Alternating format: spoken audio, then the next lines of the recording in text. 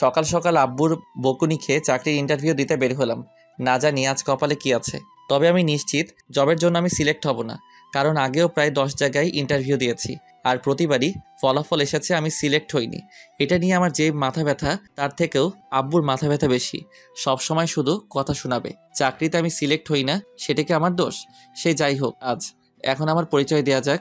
আমি হিমেল মেহরাজ, বাবা মায়ের একমাত্র সন্তান। আর শুনতে হবে না, আস্তে আস্তে সব জানতে পারবেন। ইন্টারভিউ রুমের বাইরে বসে আছি, এমন সময় একজন আমাকে ভিতরে যেতে বললেন, আর বসে না থেকে রুমে গেলাম। স্যার আসবো? কথাটি বলে ভিতরে থাকা মানুষটাকে দেখে নিজের কলিজা কেঁপে উঠল, কারণ সামনে সুমাইয়া। সুমাইয়াকে দেখে পাটা কাঁপতে শুরু করে দিচ্ছে। এই যে মিস্টার, আপনি কি ভেতরে আসবেন নাকি ওখান থেকে চলে যাবেন? মানে? কি মানে করছেন? ইচ্ছা না থাকলে চলে যেতে পারেন। কথাটি শুনে মন চাইছে শালাকে ইচ্ছা মতো পিটাই, কিন্তু আব্বুর জন্য কিছু বলতে পারছি না। আর কোনো কথা না বাড়িয়ে ভিতরে ঢুকলাম। Please sit. জি। শামীম সাহেব এবং রেজাউল সাহেব, আমি একাই এনার ইন্টারভিউ নেব, সো প্লিজ আপনারা কোনো কিছু বলবেন না। জি ম্যাডাম। সুমাইয়ার এমন কথা শুনে হার্টবিট বেড়ে গেল। এখন কি বলে আল্লাহ ভালো। সো মিস্টার হিমেল, এ যাবৎ কয়টা ইন্টারভিউ দিয়েছেন? মাত্র 10টা। 10টা দিছেন, সেটাও আবার মাত্র? জি। আপনার কি এখনো লুচ্চামি করার অভ্যাস আছে? সরি, আমাকে দেখে কি তাই মনে হয়? দেখে তো অনেক কিছুই হয়। এখন বলুন, আপনার কি কোনো গার্লফ্রেন্ড আছে? সুমাইয়ার কথা শুনে মন চাইছে শালিকে ধরে ইচ্ছে মতো পিটাই। কখন কি বলতে হয় এটাও হয়তো জানে না। কি হলো, কথা বলছেন না কেন?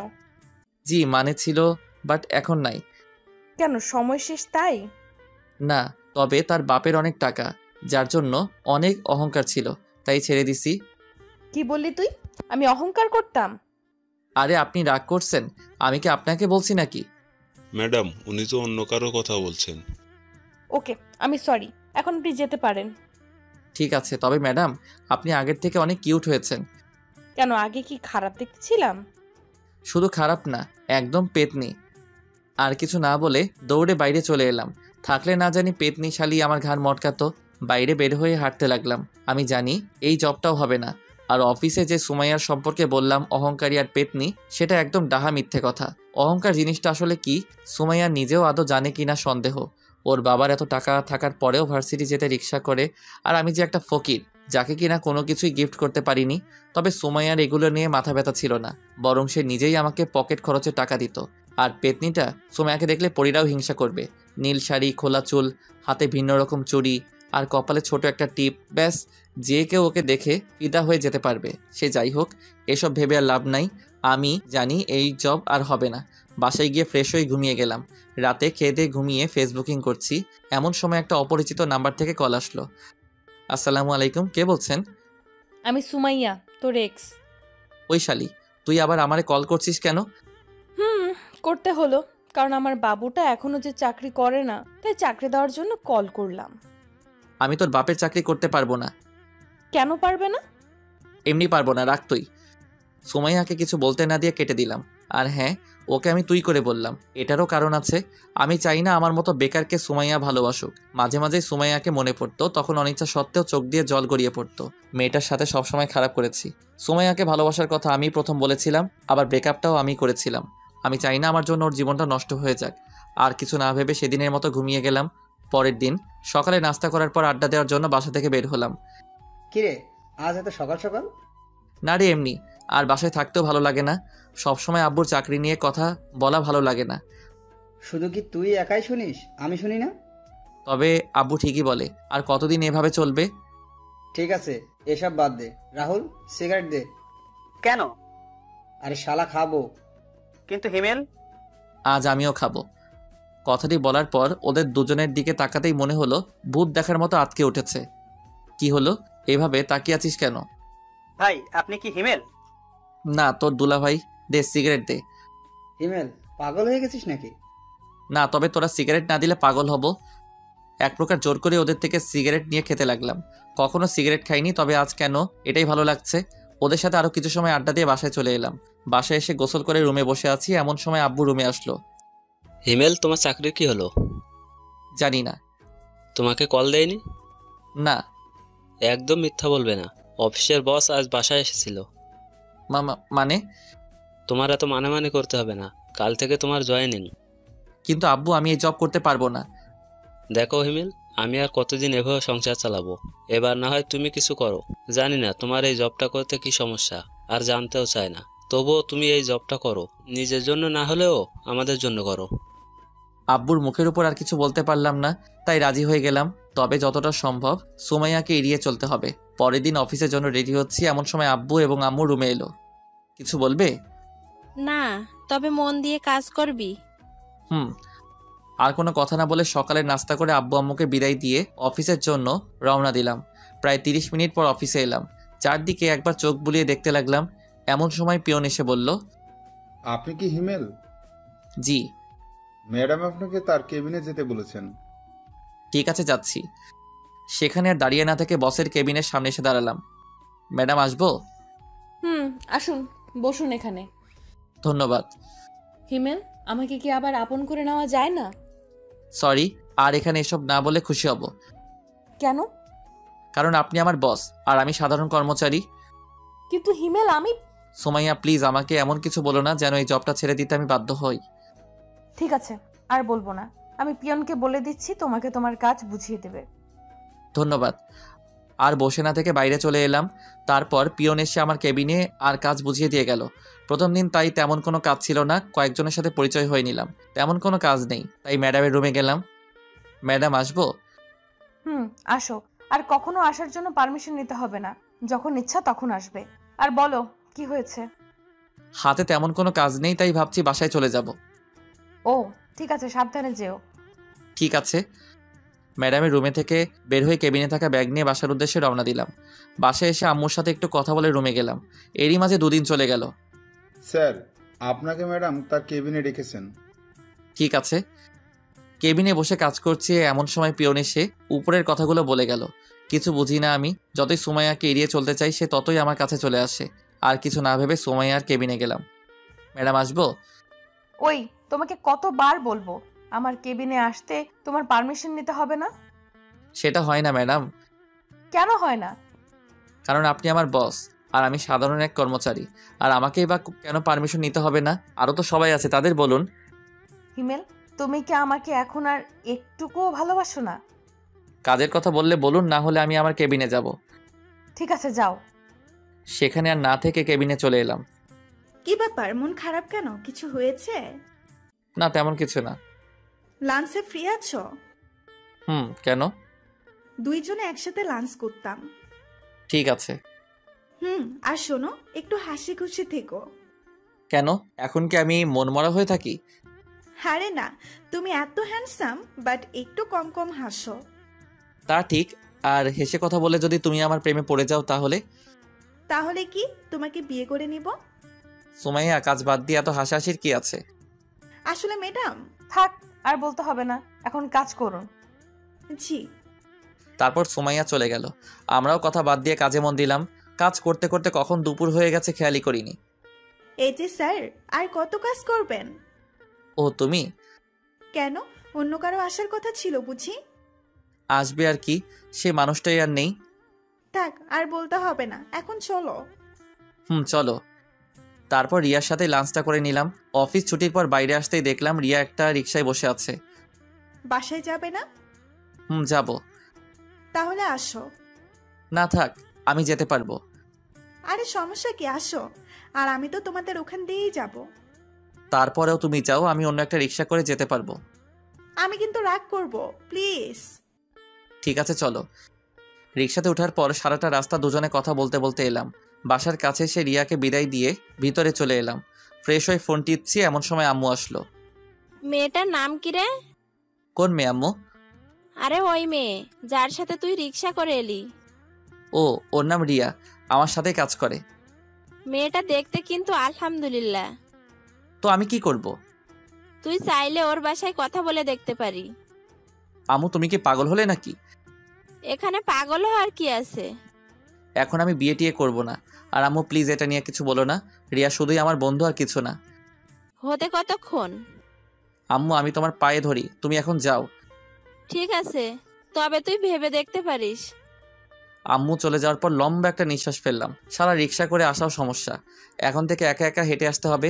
সেদিনের মতো আর কিছু না ভেবে খাবার খেয়ে ঘুমিয়ে গেলাম। অফিসে। হিমেল, একটা কথা বলি? জি বলুন।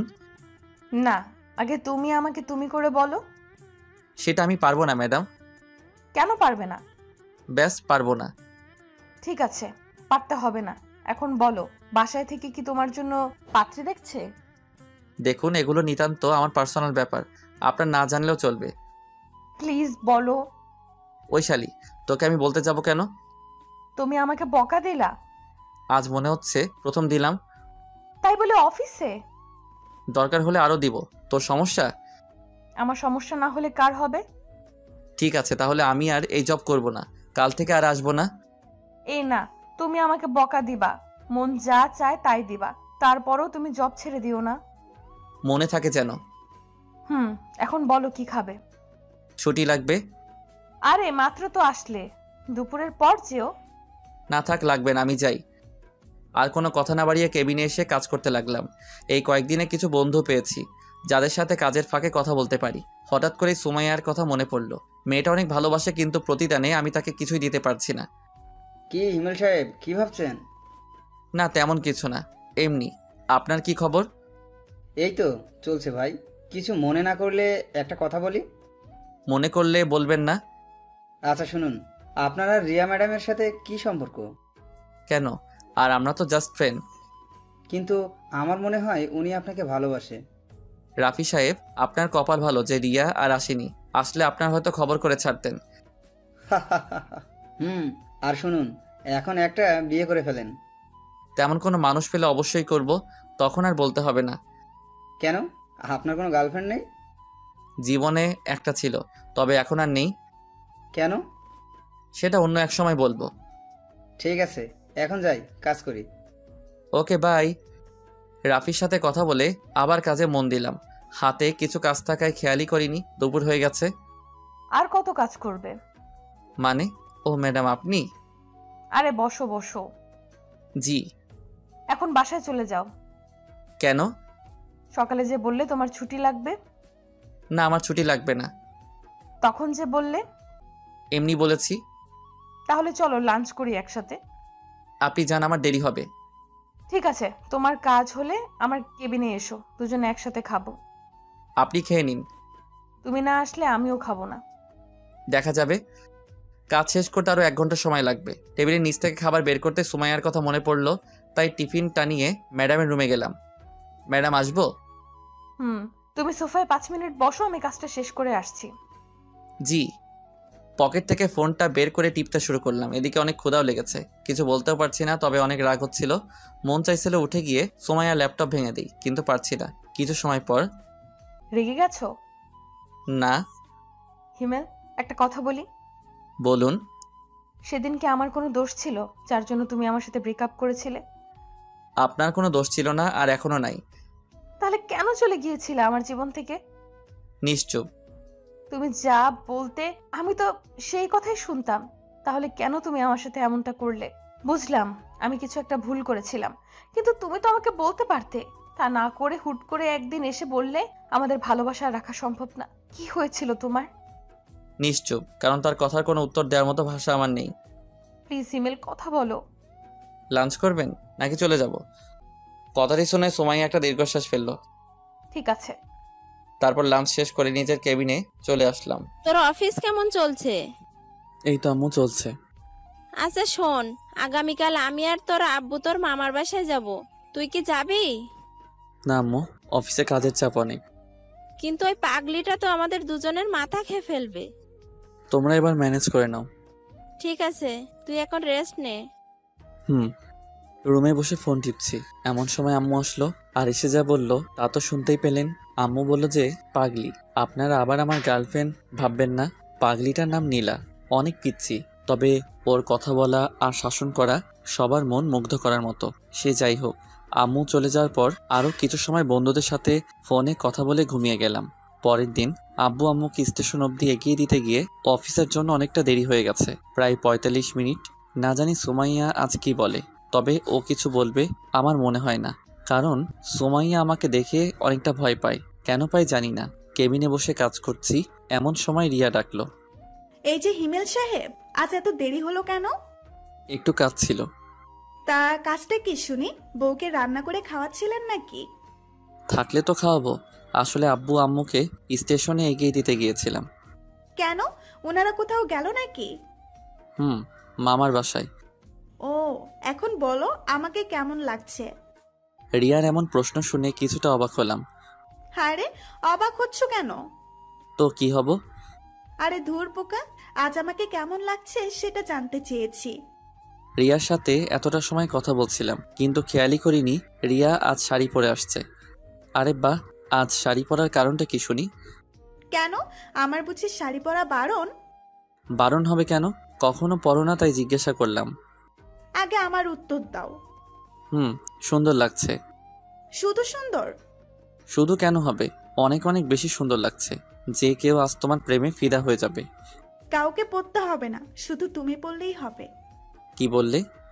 কিছু না। ঠিক আছে, এখন কাজ করো। হুম।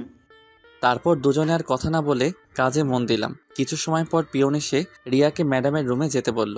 সেদিকে কান না দিয়ে নিজের মতো কাজ করতে লাগলাম। প্রায় 15 মিনিট পর ম্যাডামের রুম থেকে রিয়া বের হলো। তবে সাথে আরেকটা মেয়েকে দেখলাম। তবে মেয়েটাকে অনেক চেনা চেনা লাগছে, কিন্তু সে কে মনে করতে পারছি না। এত ভেবে আমার কাজ নাই, তাই আবার কাজে মন দিলাম। কিন্তু কপালটা খারাপ, তাই শান্তি মতো কাজটা করতে পারলাম না। কারণ সোমাইয়া তার কেবিনে আমাকে ডেকে পাঠিয়েছে। বিরক্তিকর নিঃশ্বাস ফেলে ম্যাডামের রুমে গেলাম। ম্যাডাম, আসবো? আসো। আজ এত দেরি হলো কেন? একটু কাজ ছিল। ওকে। আর রিয়ার সাথে তোমার এত কি কথা থাকে? ফ্রেন্ড, কথা বলতেই পারি। ফ্রেন্ড নাকি অন্য কিছু? দেখুন। কি বলবে তুমি? তুমি কি মনে করেছো আমি কিছু দেখতে পাই না? আমি সব সময় তোমাদের উপর নজর রাখি। আমি রিয়ার সাথে কি কথাটাও বলতে পারবো না? না, পারবে না। কেন পারবো না? আমি বলছি তাই। সোমাইয়া, তুমি যেটা ভাবছো আসলে সেটার কিছুই না। আমাকে শেখাতে হবে না, যাও কাজ করো। আর ওর সাথে যেন কথা বলতে না দেখি। আর যদি বলি? সেটা পরে বুঝতে পারবে। সেখানে আর কিছু না বলে কেবিনে চলে এলাম। নিজের উপর অনেক রাগ হচ্ছে। কেন যে চাকরিটা করতে গেলাম। এখন যদি চাকরি ছেড়ে দেই তাহলে আব্বু অনেক কষ্ট পাবে। আর রিয়ার সাথে কথা না বললে কী বা হবে। এখন থেকে রিয়াকে একটু এড়িয়ে চলতে হবে। রিয়ার দিকে লক্ষ্য করতে দেখলাম নতুন মেয়েটাকে কাজ শেখাচ্ছে। আমিও আর কিছু না ভেবে কাজ করতে লাগলাম। সবার প্রায় টিফিন খাওয়া শেষ, শুধুমাত্র আমি ছাড়া। কারণ সকালে আব্বু আম্মুকে বিদায় দিতে গিয়ে টিফিনটাই আনা হয়নি। ঘড়ির দিকে তাকাতেই দেখলাম 2:30 বাজে। অফিসের বাইরে এসে একটা দোকান থেকে সিগারেট নিলাম।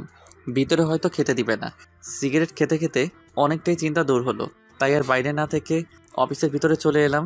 কাজ করতে যাব এমন সময় আব্বুর কল। হ্যাঁ আব্বু, ঠিক মতো পৌঁছে গেছো? প্রায় 30 মিনিট আগে আসছি।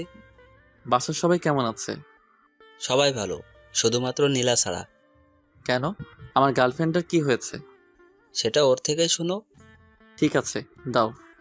তুমি আসলে না কেন? এখন তো আগের মতো না, এখন আমি কাজ করি, তাই না? তাই কি হয়েছে? অফিসের ম্যাডাম ছুটি দেয় না তো। তাই বলে তুমি আসবে না? ঠিক আছে, আমার বুড়ি গার্লফ্রেন্ড কিছুদিন পর আমি যাব। প্রমিস করো। ওকে, প্রমিস। এখন রাখি। কিন্তু আমার পাপ্পি। ভাইয়া এত হেসো না, পেট ব্যথা করবে। ঠিক আছে বুড়ি। বাই। নীলার সাথে কথা বলে কল কেটে দিলাম। ফোনটা ডেস্কের উপর রাখতেই দেখলাম রিয়া কেমন করুণ আর্তনাদে তাকিয়ে আছে। হয়তো কিছু বলতে চাইছে, চোখটাও ঝলমল করছে। হঠাৎ সোমাইয়ার কথা মনে পড়তে সেদিকে আর চোখ না দিয়ে কাজে মন দিলাম। কিন্তু ক্ষুধার জন্য বারবার কাজে মন বসছে না। চলে গেলাম ম্যাডামের কেবিনে। ম্যাডাম, আসবো? বলো কি হয়েছে? একটু ছুটি লাগতো। কেন? ভালো লাগছে না, আর হাতের কাজ সব শেষ। আজকে ছুটি হবে না, এমনিতেই আজ লেট করে এসেছো অফিসে। এই নাও ফাইল, যাও কাজ করো। কিন্তু ম্যাডাম। কোনো কিন্তু না, কাল সকালের মধ্যে ফাইলটা আমি কমপ্লিট চাই। সোমাইয়াকে কিছু না বলে ফাইলটা নিয়ে ডেস্কে চলে এলাম। খুব রাগ হচ্ছিল, ফাইলটা ছুঁড়ে ডেস্কে মারলাম। কি ভাই, রাগ করছেন নাকি? ম্যাডাম কিছু বলেছে? আপনি আপনার কাজ করুন। আর কোনো কথা না বলে কাজ করতে লাগলাম। ক্ষুধার্ত পেটে কাজ করতে একদম ভালো লাগছিল না। কিন্তু আমি তো সুমাইয়ার কাজের গোলাম। তার গোলামি ছাড়া আমার বা আমাদের সবার কি করার আছে? একাধারে কাজ করতে লাগলাম। হিমেল বাসায় যাবে না? হাতে একটু কাজ আছে, সেটা শেষ করে বাসায় যাব। তুমি যাও। ঠিক আছে, বাসায় গিয়ে একটা কল করো। এত দরদ দেখাতে হবে না, যার যার কাজ সেই করুন। ভুলে যাবেন না এটা কাজের জায়গা, কথা বলার জায়গা নয়। Sorry madam. রিয়া তুমি চলে যাও। রিয়া আর কিছু না বলে চলে গেল। সোমাইয়ার দিকে তাকিয়ে দেখলাম অনেকটা রেগে গেছে। সেদিকে আর খেয়াল না করে কাজ করতে লাগলাম। কাজ করতে করতে খেয়ালই করিনি রাত হয়ে গেছে। একটু আগে পিয়ন এসে বলে গেল বাসায় যেতে, কিন্তু সোমাইয়ার প্রতি রাগের জন্য কাজ করতে লাগলাম। আর একটু কাজ বাকি আছে। এমন সময় রিয়া কল করলো। কল করলে না কেন? তুমি কি বলেছিলে? বাসায় গিয়ে কল করতে। কিন্তু আমি তো এখনো বাসায় যাইনি। যাওনি মানে? এখন কোথায় তুমি? অফিসে। কি বলছো এসব? এত রাতে অফিসে কি করছো? কাজ। কি এমন কাজ যার জন্য এত রাত অব্দি করতে হবে? সেটা ম্যাডাম ভালো জানেন। আর কাজ করতে হবে না, বাসায় যাও, অনেক রাত হয়ে গেছে। আর একটু কাজ আছে। রিয়ার সাথে আর কথা না বাড়িয়ে কাজ করতে লাগলাম। প্রায় 30 মিনিট পর কাজ শেষ করে ঘড়ির দিকে খেয়াল করতে দেখলাম 10:30 বাজে। অফিসে আর দেরি না করে বাইরে চলে এলাম। কিছু সময় অপেক্ষা করার পর একটা রিক্সা করে বাসায় চলে এলাম। সাথে কিছু রাতের খাবার। ফ্রেশ হয়ে খাবারটুকু খেয়ে নিলাম। মাথাটাও ধরে আসছে। এত লম্বা সময় ধরে কাজ করার জন্য হয়তো মাথাটা ব্যথা করছে। বিছানায় শরীরটা এলিয়ে দিতেই ঘুমের ঘরে চলে গেলাম। পরের দিন ঘুম থেকে উঠে দেখি 9টা বাজে। তাড়াহুড়ো করে রেডি হয়ে অফিসের জন্য রওনা দিলাম। আজকেও সকালের নাস্তাটা করা হলো না। অফিসে যেতে যেতে 15 মিনিট লেট হয়ে যায়। হয়তো আজকেও বকা খেতে হবে। নিজের ডেস্কে বসতে যাব এমন সময় পিয়ন এসে বলে গেল ম্যাডাম তার রুমে আমাকে ডেকেছেন। যা ভেবেছিলাম সেটাই হলো। ডেস্ক থেকে কালকের ফাইলটা নিয়ে ম্যাডামের রুমে গেলাম। ম্যাডাম আসবো? আসো। তুমি একটা কথা বলো, প্রতিদিন তোমার লেট হয় কেন? নাকি তুমি অফিসটা নিজের মনে করো? এরপর থেকে যেন না দেখি লেট করে অফিসে আসা। যাও কাজ করো। সুমাইয়ার কথার কোনো জবাব না দিয়ে গতকালকের ফাইলটা ম্যাডামের টেবিলের উপর রাখলাম। এটা কিসের ফাইল? আপনি গতকাল যে ফাইলটা দিয়েছিলেন সেটা। এটুকু বলেই নিজের ডেস্কে চলে এলাম। ভাবছিলাম অফিসে গিয়ে সকালে নাস্তাটা করব, কিন্তু সেটা আর হলো না। তবে রিয়াকে বলে দেখি কি হয়। রিয়া, একটা কথা ছিল। হ্যাঁ বলো। তুমি কি টিফিন এনেছো? কেন বলো তো? সকালে নাস্তাটা করা হয়নি, আর গত রাতে ভালো করে খেতে পারিনি। যদি কিছু মনে না করো তোমার টিফিনটা দিলে খেতে পারতাম। আর লাঞ্চ টাইমে হোটেল থেকে আমি তোমাকে খাইয়ে দিব। আরে এটা বলতে কি লজ্জা হবে নাকি? এই নাও, খেয়ে আসো। ধন্যবাদ। এখন ধন্যবাদ দিতে হবে না, খাওয়ার শেষে যদি ভালো লাগে তখন দিও। ঠিক আছে। খাবার খেয়ে এসে রিয়াকে টিফিন বক্সটা ফেরত দিলাম, সাথে ধন্যবাদ। ডেস্কে বসে কাজ করছি। সেই সময় রিয়া বলল, হিমেল। বলো। তানহাকে চেনো? তানহাকে? আমাদের অফিসে নতুন জয়েন করেছে। ওকে দাঁড়াও। ঠিক আছে। একটু পর রিয়া নতুন জয়েনিং করা মেয়েটিকে সামনে নিয়ে এলো। হাই ভাইয়া। হাই। আমাকে চিনতে পারছেন? চেনা চেনা লাগছে, কিন্তু ঠিক মনে করতে পারছি না। আর তোমার যে বয়স, তোমাকে তো জব দেওয়ার কথা না? ভাইয়া আপনার মনে আছে 1 বছর আগে একটা অ্যাক্সিডেন্ট থেকে 2টো মানুষকে বাঁচিয়েছিলেন? সেদিন যদি আপনি না থাকতেন তাহলে হয়তো আমরা কেউ বাঁচতাম না। তার মানে তুমি? জি ভাইয়া, আপনি হয়তো অন্ধকারে দেখতে পাননি, কিন্তু আমি দেখেছিলাম। যখন আপনি আমাদের হাসপাতালে রেখে চলে গিয়েছিলেন, তারপর 2 দিন হাসপাতালে থাকার পর যখন সুস্থ হয়ে যায়, আপনাকে অনেক খুঁজেছিলাম কিন্তু পাইনি। আম্মুও অনেকবার আপনাকে দেখতে চেয়েছিলেন, কিন্তু আপনার ঠিকানা তো কিছুই জানি না, তাই আপনার আর সন্ধান পেলাম না। আমি দুঃখিত যে পরে আর তোমাদের কোনো খোঁজ নিতে পারিনি। আসলে সেই সময় কিছু কাজ ছিল। এখন বলো, আন্টি কেমন আছেন? আম্মু আর এখন নেই। নেই মানে? কিছুদিন আগে স্ট্রোক করে মারা গিয়েছে। আমি সরি। আর আঙ্কেল কেমন আছে? ভাইয়া, পৃথিবীতে এখন আর আমার কেউ নেই। যখন আমি অনেক ছোট তখন আব্বু মারা যায়। আম্মু লালন পালন করতেন ওনার শিক্ষকতার উপার্জন টাকা দিয়ে। কিন্তু এখন জব করতে গেলে কেন? বেঁচে থাকার জন্য। তানহার সাথে আরও কিছু কথা বললাম। কথা বলার সময় আমি স্পষ্ট দেখতে পাচ্ছিলাম তানহার চোখে জল। ডেস্কে বসে কাজ করছিলাম। ঠিক এমন সময় সুমাইয়া তার রুমে আসতে বলল, আর বসে না থেকে সুমাইয়ার রুমে গেলাম। জি ম্যাডাম বলুন। রাগ করেছো আমার উপর? আপনার উপর রাগ করতে যাব কেন? আমি জানি তুমি আমার উপর রেগে আছো। কি করব বলো? তুমি তো আমার একটা কথাও শোনো না, সব সময় শুধু রিয়ার সাথেই কথা বলো। ম্যাডাম, কাজের কিছু থাকলে বলুন, আমি আপনার এসব আজাইরা কথা শুনতে পারবো না। তুমি কি আমার কথায় বিরক্ত হও? করুণভাবে তাকিয়ে বলল, হ্যাঁ আমি অনেক বিরক্ত হয়ে। কি কথা এত তোর? বারবার আমাকে তোর কেবিনে আসতে হবে? আমি তোর কাজ করি ঠিক আছে, কিন্তু তাই বলে আমি তোর অন্য কথা শুনতে পারবো না? তোর কাজ হলেই হলো, এতে তুই যদি আমাকে তোর অফিসে রাখিস তাহলে রাখ, না হলে আমি তোর অফিসে আর কাজ করতে পারবো না। তুমি আমাকে তুই করে বললে? হ্যাঁ বলছি, কি করবি তুই? কিছু না, যাও তুমি কাজ করো। সেখানে আর এক মুহূর্তের জন্য না দাঁড়িয়ে ডেস্কে চলে এলাম। রাগের মাথায় কি থেকে কি বললাম আল্লাহ ভালো জানেন। এখন সোমাইয়া যে কি করবে আর বারবার আমাকে ডাকারই বা কি আছে, মনে মনে এসব ভাবছি আর কাজ করছি। কাজ করতে করতে প্রায় দুপুর হয়ে গেছে, মানে লাঞ্চের সময়। এই যে স্যার। হ্যাঁ বলো। যাবে না? কোথায় যাব? কোথায় মানে তোমার মনে নেই? কি বলেছিলাম মনে পড়ছে না। ঠিক আছে, মনে করতে হবে না, আমি গেলাম, থাকো তুমি। আরে রাগ করছো কেন? লাঞ্চ করতে তো যাবই, তুমি তানহাকেও ডেকে আনো। কেন? আমি বলছি তাই। ঠিক আছে, ডেকে আনছি, তুমি একটু অপেক্ষা করো। রিয়া চলে যাওয়ার পর চেয়ারে বসে ভাবছি কি করা যায়। হঠাৎ কাঁধে কারো হাতের স্পর্শ পেয়ে ঘুরে তাকালাম, দেখলাম সুমাইয়া। কিছু বলবেন? লাঞ্চ করবে না? করব। তাহলে আমার কেবিনে আসো। আজ একসাথে লাঞ্চ করতে পারবো না, সকালে রিয়া টিফিন খেয়েছি, তাই এখন তাকে খাওয়াতে হবে। ওর টিফিন খেতে হবে কেন? কারণ আব্বু আম্মু বাসায় নেই। ও, আপনি খেয়ে নিন। ঠিক আছে। সুমাইয়া চলে যাওয়ার পরপরই রিয়া আর তানহা এলো। তাদের কোনো কথা বলতে না দিয়ে বললাম, চলো। কোথায় ভাইয়া? লাঞ্চ করতে। কিন্তু আমি তো টিফিন এনেছি। তাতে কি, আজ না হয় আমাদের সাথেই খেলে। ঠিক আছে চলুন। রিয়া, একটা কথা বলার ছিল। বলো। তোমার বাসায় কে কে থাকে? বিয়ের প্রস্তাব দিবে নাকি? ওই চুপ করো, আগে যা বলছি তার উত্তর দাও।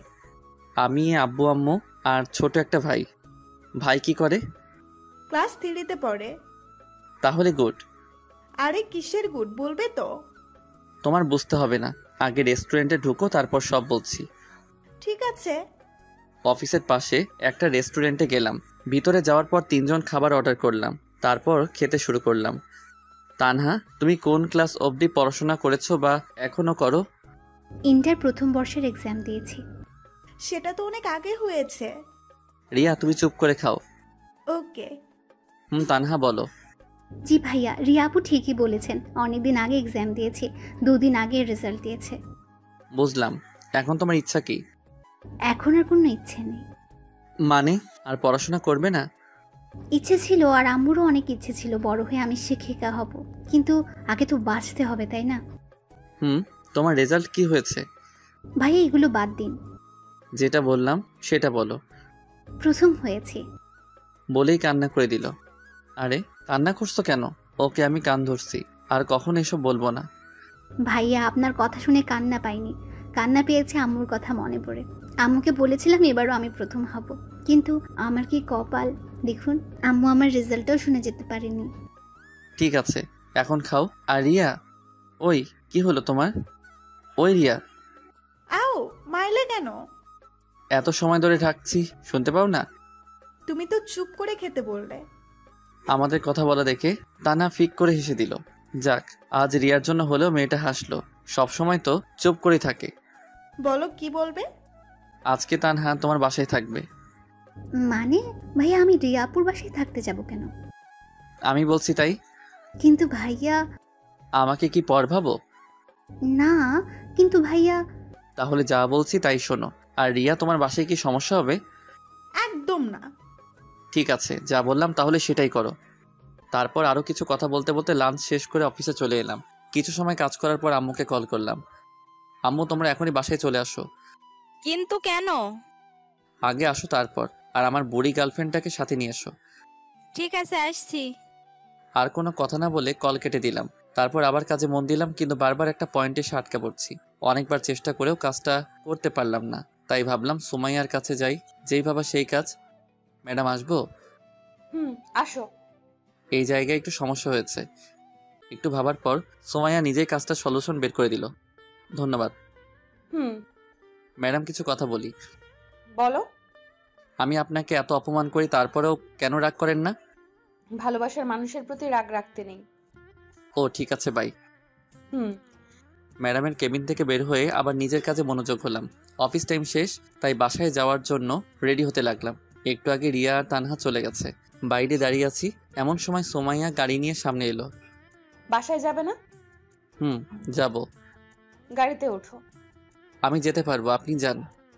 চুপচাপ গাড়িতে উঠো। কথা না বাড়িয়ে সোমাইয়ার গাড়িতে উঠলাম। তোমার ড্রাইভার নেই কেন? সরি, তুমি করে বলে ফেললাম। সমস্যা নেই, আর ড্রাইভার রাখতে মন চায় না, তাই নিজেই চালাই। ও আচ্ছা, তোমার বাবা মা কোথায় গেছেন বললে না? মামার বাসায় গেছে কিছু কাজের জন্য। ও আসবে কবে?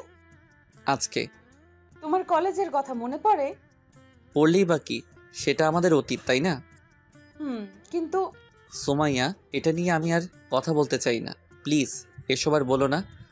ঠিক আছে। তারপর দুজনেই নিশ্চুপ। কিছু সময় পর বাসার সামনে এসে সোমাইয়া আমাকে নামিয়ে দিয়ে চলে গেল। বাসার ভিতরে এসে ফ্রেশ হয়ে একটু ঘুমিয়ে গেলাম। ঘুম থেকে উঠে দেখি রাত 7টা বাজে। ফ্রেশ হয়ে বাইরে আসতে দেখলাম বুড়ি, তার মানে আব্বু আম্মু চলে এসেছে। ভাইয়া তুমি এমন কেন? আমি আবার কেমন?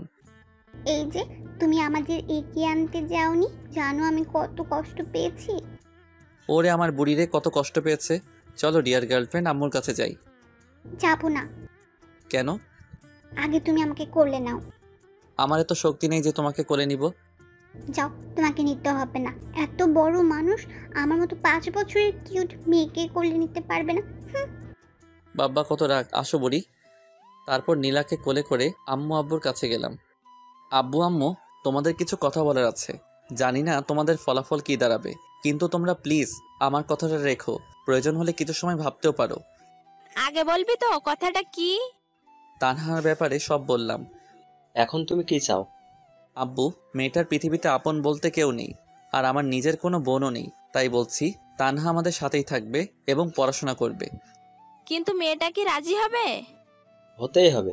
হিমেল, তোমার যা করার করবে, মেয়েটার ইচ্ছা পূরণ করতেই হবে। আব্বু, তোমরা একটু ভাবতে পারো, কোনো সমস্যা নেই। এত ভাবাভাবির কি আছে? তাহলে তোমরা রাজি? কেন, আমরা কি রাজি হতাম না? ভেবেছিলাম তোমাদের অনেক করে বোঝাতে হবে, কিন্তু তার আর প্রয়োজন হলো না। থ্যাংক ইউ আব্বু আম্মু। আর একটা কথা ছিল। কি বল? তানহাকে তোমরা বাবা মায়ের অধিকার দিতে হবে। আরে পাগল, ওকে আমার মেয়ে করে বাসায় রাখবো, চিন্তা করিস না। সত্যি? সত্যি। লাভ ইউ আব্বু আম্মু। আর আমাকে কে বলবে? আরে আমি তো ভুলেই গেছি, আমার বুড়িটা এখানে আছে। থাক, আর বলতে হবে না। ওকে বুড়ি। আরও কিছু কথা বলে রুমে চলে এলাম। হাফ ছেড়ে বাঁচলাম। ভেবেছিলাম আব্বু আম্মু অপরিচিত একটা মেয়েকে বাসায় এনে বাবা মায়ের অধিকার দিবে, ভাবতেই পারিনি। অনেক খুশি লাগছে, তার থেকে গর্ব হচ্ছে আব্বুর আম্মুর প্রতি। পরের দিন এখনও তানহা বা রিয়াকে এটা নিয়ে কিছু বলেনি, সারপ্রাইজ দিব। তাই লাঞ্চ শেষ করে কাজ করছি। ঠিক সেই সময় ম্যাডামের রুমের জোরে জোরে কথা বলা বাইরে থেকে শুনতে পেলাম। কথা বললে ভুল হবে, অনেকটা বকাঝকার মতো। সবাই কাজ বাদ দিয়ে ম্যাডামের রুমের দিকে তাকিয়ে আছে, কিন্তু বাইরে থেকে কিছু বোঝা যাচ্ছে না। এভাবে আরও কিছু সময় পার হওয়ার পর দেখলাম তানহা ম্যাডামের রুম থেকে কান্না করতে করতে বের হচ্ছে। তানহার এমন কান্না দেখে বুকের ভিতর ছ্যাদ করে উঠল। যদিও ও আমার নিজের কোনো বোন না, কিন্তু যখন ও আমাকে ভাইয়া বলে, সব কিছু বলেছে, তখন থেকেই ওকে নিজের বোনের অধিকার দিয়েছি। অফিসের সব স্টাফ তানহার কাছে গিয়ে জিজ্ঞেস করছে কি হয়েছে। রিয়াকে দেখলাম তানহাকে সান্ত্বনা দেওয়ার চেষ্টা করছে। এসব একদম আমার সহ্য হচ্ছিল না। উঠে গিয়ে তানহার কাছে গেলাম। সবাই এখান থেকে যাও আর নিজের কাজ করো। অনেক রেগে আর জোরে বললাম। সবাই আর কিছু না বলে চলে গেল, কিন্তু রিয়া তানহার কাছে আছে। এই মেয়ে, তোকে কি আলাদাভাবে যেতে বলতে হবে? তুমি আমাকে তুই? হ্যাঁ, তুই যা এখান থেকে। ভয় পেয়ে রিয়া কিছু না বলে চলে গেল। এবার নিজেকে স্বাভাবিক করে বললাম, তানহা বোন আমার, সত্যি করে বলবি তুই কি ম্যাডামকে কিছু বলেছিস? বিশ্বাস করুন ভাইয়া, আমি ম্যাডামকে কিচ্ছু বলিনি। কাজে একটু ভুল হয়েছে, যার জন্য ম্যাডাম আমাকে মৃত আব্বু আম্মুকে নিয়ে বকাঝকা করেছে। তানহার থেকে আর কিছু না শুনে তানহার হাত ধরে সোমাইয়ার কেবিনে গেলাম। তুই তানহাকে কি বলেছিস? ওর কাজে ভুল হয়েছে তাই বলেছি। তানহাকে সরি বল। হাউ ফানি, ওকে আমার সরি বলতে হবে নাকি? হ্যাঁ হবে। যদি না বলি? আমাদের কাছে এসে বলল, আর ওকে আমার জব দেওয়াই ভুল হয়েছে। কেন যে এমন একটা বাজে মেয়েকে জব দিতে গেলাম। সোমাইয়ার কথাগুলো সূচের মতো শরীরে বিঁধে যেতে লাগছিল। অনেক বেশি রাগ হচ্ছিল, তাই সহ্য করতে না পেরে অনেকটা শক্তি দিয়ে থাপ্পড় মারলাম। কি ভেবেছিস তোর যা ইচ্ছা তাই বলবি? তুই জানিস তানহাকে? তুই কি করে বলবি? আমি বলছি তাহলে, তানহা আমার বোন। কিন্তু তোমার তো নিজের কোনো বোন নেই। হ্যাঁ, সেটা পরশু অবধি ছিল, কিন্তু গতকাল থেকে তানহা আমার বোন। যদিও ও আমার নিজের মায়ের পেটের বোন না, কিন্তু এখন থেকে তানহা আমার মায়ের পেটের বোন। আর তুই যে জবের জন্য তানহাকে বকা দিয়েছিস, সেই জব আজ থেকে ও করবে না। কালকের মধ্যে তুই রিজাইন লেটার পেয়ে যাবি। কথাগুলো বলে ডেস্ক থেকে ব্যাগটা নিয়ে তানহাকে সাথে করে অফিসের বাইরে চলে এলাম। ভাইয়া, ম্যাডামের সাথে এভাবে কথা বলা ঠিক হয়নি। সেটা আমি শুনতে চেয়েছি। না, কিন্তু জব ছেড়ে দিলে আমি বাঁচবো কি করে? ভয় পাচ্ছিস? তুই এখন আমার বোন। গতকাল আব্বু আম্মুকে সব বলেছি। তোকে আজ সারপ্রাইজ দিতে চেয়েছিলাম, কিন্তু কি থেকে কি হয়ে গেল বুঝতেই পারিনি। কথাগুলো বলে তানহার দিকে তাকাতেই দেখলাম মেয়েটার চোখ দিয়ে জল গড়িয়ে পড়ছে, যা দেখতে আমার একদম ভালো লাগছিল না। তাই হাসানোর জন্য বললাম, তুই কি জানিস তুই কান্না করলে একদম পেতনির মতো লাগে। ভাইয়া! ঠিক আছে, আর বলবো না। আর সরি তুই করে বলছি। সরি কেন? এখন থেকে তুই করে আমাকে বলবে। আর তুইও আপনি না তুই করে বলবি। ঠিক আছে। তারপর একটা রিক্সা করে সারাটা রাস্তা তানহার সাথে কথা বলতে বলতে বাসায় চলে এলাম। বাসার ভিতরে আসতেই আম্মুকে বললাম, আম্মু, ও তানহা। চুপ হারামজাদা, মায়ের কাছে মেয়েকে পরিচয় করিয়ে দিস, তোর লজ্জা করে না একটু? আম্মুর কথা শুনে তানহা হেসে দিল। তাই বলে, চুপ কর তানহা মা, আয় আমার সাথে। তানহাকে সাথে করে নিয়ে আম্মু রুমে চলে গেল। আপনাদের হয়তো বলা হয়নি, আমাদের বাসা 3 তলা। উপরে আমরা থাকি আর নিচের 2 তলা ভাড়াটে থাকে। ভাড়া দিয়ে অনেক টাকা পাওয়া যায়, যার জন্য আমি চাকরি করতে চাইনি। সেই যাই হোক, আম্মু তানহাকে নিয়ে রুমে যাওয়ার পর আমি আর সেখানে দাঁড়িয়ে না থেকে রুমে এসে ফ্রেশ হয়ে নিলাম। ভাইয়া, আপুটা কি এখন থেকে এখানেই থাকবে? আর বুড়ি, তুই যেন ওর সাথে খারাপ ব্যবহার করবি না। তুমি আমাকে কি বললে? এখন তোমার জরিমানা হয়ে গেছে। কিসের জরিমানা? এই যে তুমি আমাকে তুই করে বলেছো। আল্লাহ, আমি তো ভুল করে বলেছি। কোনো কথা নেই, তবে এটা একটু ভিন্ন জরিমানা। শুনি, এবার জরিমানাটা কি? কাল আমরা ঘুরতে যাব। আমার যত ইচ্ছা ঘুরবো, খাবো, তোমার কিছু বলা যাবে না। তাহলে তো আমি ফকির হয়ে যাব। হলে হবে, তাতে আমার কি? আমি তো তোমার বিএফ, তাই না? বিএফ এর থেকে টাকা নিবে? চুপ! বিএফ মানে বেস্ট ফ্রেন্ড, তাই তোমার থেকে আমি নিতেই পারি। আমি কিন্তু মন খারাপ করব। আমিও আন্টিকে বলে দেব হিমেল ভাইয়া আমাকে বকা দিয়েছে। থাক, তার আর দরকার হবে না। এখন চলো, তোমাকে ডাকছে। ওকে ডিয়ার গার্লফ্রেন্ড, চলো। নীলাকে সাথে করে নিয়ে আব্বু আম্মুর রুমে গেলাম। দেখলাম আব্বু আম্মু অনেক হেসে হেসে কথা বলছে। কি ব্যাপার, এত হাসাহাসির কি আছে? হিমেল, তোকে অনেক অনেক ধন্যবাদ। কিন্তু কেন? তানহাকে বাসায় নাই? ও, জানিস মেয়েটা অনেক ভালো। আর দেখতে হবে না? মেয়েটা কাদের? ঠিক বলেছো। তাই হিমেল, এখন কি করবি? মানে? ওকে কোনো কলেজে ভর্তি করতে হবে, তাই না? সেটা তো করতেই হবে, আমার বোন বলে কথা। আগামীকাল তাহলে ওকে ভর্তি করিয়ে নিয়ে আয়। কাল হবে না। কেন, তোর আবার কি হলো? কারণ তোমার ছেলে আমাকে নিয়ে ঘুরতে যাবে। তাই বলে সকালেই? বললাম তো না। ওকে বুড়ি, তাই হবে। তাহলে পরশু যাও। আমিও তাই ভাবছি। এখন তানহা কোথায়? আমি ওকে রুমে রেখে এসেছি। তাহলে আমি তানহা আপুর কাছে গেলাম, তোমরা থাকো। নীলা চলে গেল। কিছু খেয়েছে? না, বললো অফিসে নাকি লাঞ্চ করেছে। ঠিক আছে। আরও কিছু সময় কথা বলে রুমে চলে এলাম। হঠাৎ মনে পড়লো রিয়াকে অফিসে ধমক দেওয়ায় হয়তো কষ্ট পেয়েছে মেয়েটা। তাই আর দেরি না করে রিয়াকে কল দিলাম। হ্যাঁ হিমেল, বলো। কি করো? এই তো বাসায় এসে ফ্রেশ হলাম। কেন বলো তো? আমি কি জিজ্ঞেস করতে পারি না? পারো, কিন্তু কখনো আগে থেকে কল করো না, তাই আর কি। আসলে রিয়া, অফিসে তোমাকে কি থেকে কি বলেছি সেটা নিয়ে যদি কষ্ট পেয়ে থাকো তাহলে আমি সরি। আসলে মাথা ঠিক ছিল না। ঠিক আছে, সরি বলতে হবে না। এখন তানহা কোথায়? বাসায় নিয়ে এসেছি। আর তোমাকে বলাই হয়নি তানহা এখন থেকে আমাদের সাথেই থাকবে, আমার ছোট বোন আর আব্বু আম্মুর মেয়ে হয়ে। ওয়াও, অনেক ভালোই হবে তাহলে। তুমি কি করো? রিয়ার সাথে অনেকটা সময় কথা বলার পর বিছানায় শরীরটা এলিয়ে দিলাম। এরকমভাবে কিছুটা সময় থাকার পর বন্ধুদের সাথে মেসেঞ্জারে কথা বলতে লাগলাম। শালার জবটার জন্য বন্ধুদের সাথেও ঠিকমতো কথা বলতে পারি না। তারপর সবাই মিলে রাতের খাবারটা খেয়ে নিলাম। ড্রয়িং রুমে বসে আছি, এমন সময় নীলা বলল, আন্টি আজ আমি আপুর সাথে ঘুমাবো। আজ না, অন্য আরেক দিন। না, আজকেই। নীলা, ভাইয়া আমি নীলাকে বলেছি এটা বলতে, আর আমি নীলা না হয় একসাথে ঘুমাই। কিন্তু মা, তোর যদি কোনো সমস্যা হয়? আম্মু কোনো সমস্যা হবে না। ঠিক আছে, তাহলে ঘুমাস। সবার সাথে তানহা কথা বলতে লাগলো। তবে সব থেকে ভালো লাগছে তানহা আব্বু আম্মুকে আব্বু আম্মু বলেই ডাকছে, যেটা দেখে মনে অনেকটা শান্তি অনুভব করলাম।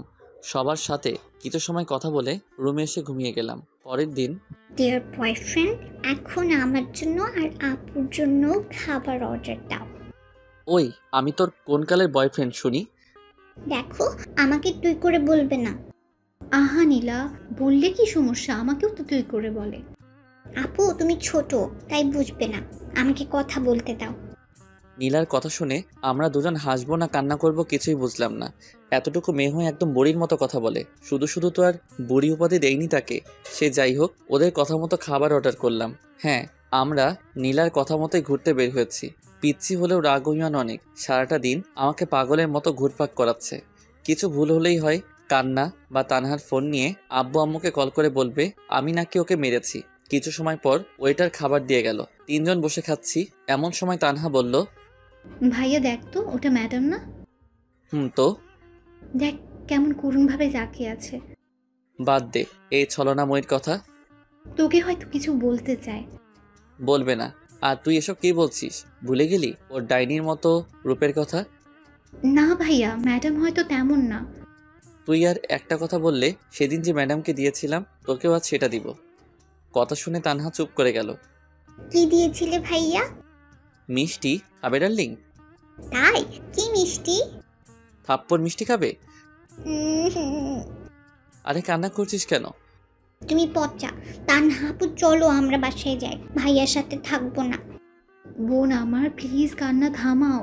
ঠিক আছে, আমরা এখনই চলে যাব। ভাইয়া চলো এখন বাসায় যাই। ঠিক আছে চলো। নীলার কান্না দেখে বাসায় যেতে রাজি হলাম। তানহা নীলাকে দাঁড় করিয়ে বিল দিতে গেলাম, কিন্তু বিল দিয়ে এসেই অনেক অবাক হলাম। সুমাইয়া ওদের দুজনের সাথে হেসে হেসে কথা বলছে। ভাইয়া তুমিও তাহলে প্রেম করেছো? হঠাৎ তানহার এমন কথা শুনে অবাক না হয়ে পারলাম না, কিন্তু নিজেকে স্বাভাবিক করে বললাম, কিসের প্রেম? থাক আর বলতে হবে না, ম্যাডাম আমাদের সব বলেছে। কি বলেছে? এই যে তোমার আর ম্যাডামের রিলেশনশিপের কথা। চুপ। আর ওই আপনার লজ্জা লাগে না এসব কথা সবাইকে বলতে? নিজের ননদিকেই তো বলছি। কিসের ননদ? তোমার সাথে আমার বিয়ে হলে তো তোমার বোন আমার ননদ হবে, তাই না? বিয়ে? সেটাও আবার তোমাকে? হাস্যকর। দেখা যাবে। দেখতে পারবে। এখন বলো, অফিসে যাওনি কেন? আমার জন্য। মানে? নীলা প্লাস তানহা। আগামীকাল আসবে কি? না। কেন? কাল তানহাকে কলেজে ভর্তি করাতে হবে। তাহলে জবের কি হবে? ওর জব করতে হবে না? সেসবের জন্য এখনো রেগে আছো? আর আমি তানহার জন্য ক্ষমা চেয়ে নিচ্ছি। রাগ না। আর তুমি সেদিন ওর সাথে খারাপ ব্যবহার না করলেও ওকে আর জব করতে দিতাম না। এখন ওর ইচ্ছাটাই পূরণ করার প্রচেষ্টা করবে। ও নীলা, তানহা চলো। চলো। সোমাইয়ার সাথে আর কোনো কথা না বলে বাসায় চলে এলাম। একদিন বাসায় কিছু কাজ করার জন্য অফিসে যেতে পারিনি। কাজ বলতে তানহাকে নতুন কলেজে ভর্তি করা। অফিসে ঠিক উল্টো দিকে তানহার কলেজে, তাই ওকে এগিয়ে দেওয়ার সময় পাই না। তবে বাসা থেকে কলেজের দূরত্ব 5 মিনিটের। সে যাই হোক, অফিসে বসে কাজ করছি, এমন সময় সোমাইয়া এলো। কি করছো? দেখছেন না কি করি? তুমি সব সময় এমন করো কেন? তো কেমন করব? বিরক্ত করবেন না প্লিজ, আপনি এখন যান। সোমাইয়া আর কিছু না বলে চলে গেল। লাঞ্চ টাইমে একা বসে আছি, এমন সময় সাইফ এলো। হিমেল ভাই, কি খবর? এই তো আপনার। ভালো ভাই, একটা হেল্প লাগবে। বলুন কি হেল্প লাগবে? আপনি আগে বলুন, রাজি হবেন? রাজি হওয়ার মতো কথা হলে অবশ্যই রাজি হব। ভাই, আমার আসলে রিয়াকে ভালো লাগে। তো আপনি যদি ওকে একটু বলতেন। দেখুন সাইফ ভাই, আপনি ওকে ভালোবাসেন, তাই আমার মনে হয় এটা আপনার বলাই বেটার হবে। কিন্তু আপনি যদি ওকে বোঝাতেন। ঠিক আছে, বলবো। ধন্যবাদ।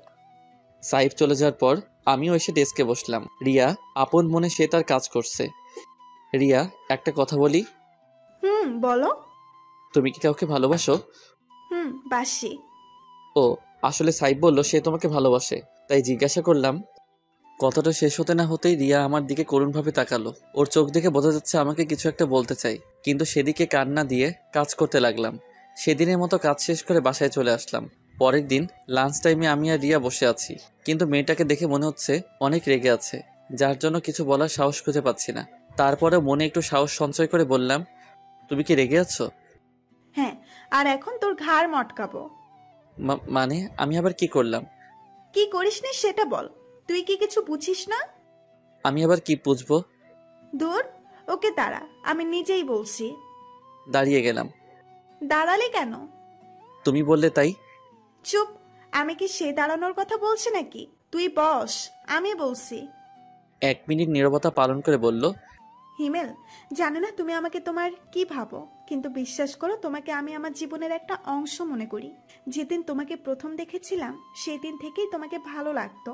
আর সেই দিন যে তানহাকে বাসায় নিয়ে গিয়ে নিজের বোনের অধিকার দিয়েছো, সেই দিন থেকেই তোমাকে অনেক অনেক ভালোবাসি। তোমাকে কিছু বলার আগেই উল্টো সাইফের কথা বলে আমাকে রাগিয়ে দিলে। প্লিজ হিমেল, তুমি আমাকে ফিরিয়ে দিও না। রিয়ার কথা শুনে মাথায় যেন আকাশ ভেঙে পড়ল। যাকে ভালো বন্ধু ভাবতাম সেই নাকি আজ আমাকে ভালোবাসে, কিন্তু আমি তো কাউকেই ভালোবাসি না। হ্যাঁ, একজনকে এখনো ভালোবাসি, তবে সেটা সুমাইয়া। সুমাইয়া ছাড়া কাউকে আমার জীবনে কল্পনাও করতে পারি না, হোক সেটা দূরে বা কাছে। কিছু তো বলো। আমি তোমাকে ভালোবাসতে পারবো না। কেন? কারণ আমি একজনকে ভালোবাসি। কিন্তু কখনো তো আমাকে বলোনি। বলার প্রয়োজন মনে করিনি। কিন্তু তুমি আমার জীবনের একজন শুভাকাঙ্ক্ষী হয়ে থাকতে পারো, কিন্তু সঙ্গী নয়। ঠিক আছে, তবে একটা কথা জানতে চাই। কি বলো? কাকে তুমি ভালোবাসো? আমাদের ম্যাডামকে। মানে? কিন্তু উনি তো। জানি অবাক হচ্ছ, কিন্তু এটাই সত্যি। কিছু মনে না করলে জানতে পারি তোমার আর ম্যাডামের রিলেশনের কথা? কেন নয়। যখন আমরা অনার্স 2য় বর্ষ পড়তাম তখনই সুমাইয়ার সাথে আমাদের পরিচয়। সব বড়লোক বাবার মেয়ের মতো সুমাইয়া ছিল না, ও ছিল একদম তাদের উল্টো, যেটা দেখে প্রথম আমি মুগ্ধ হই।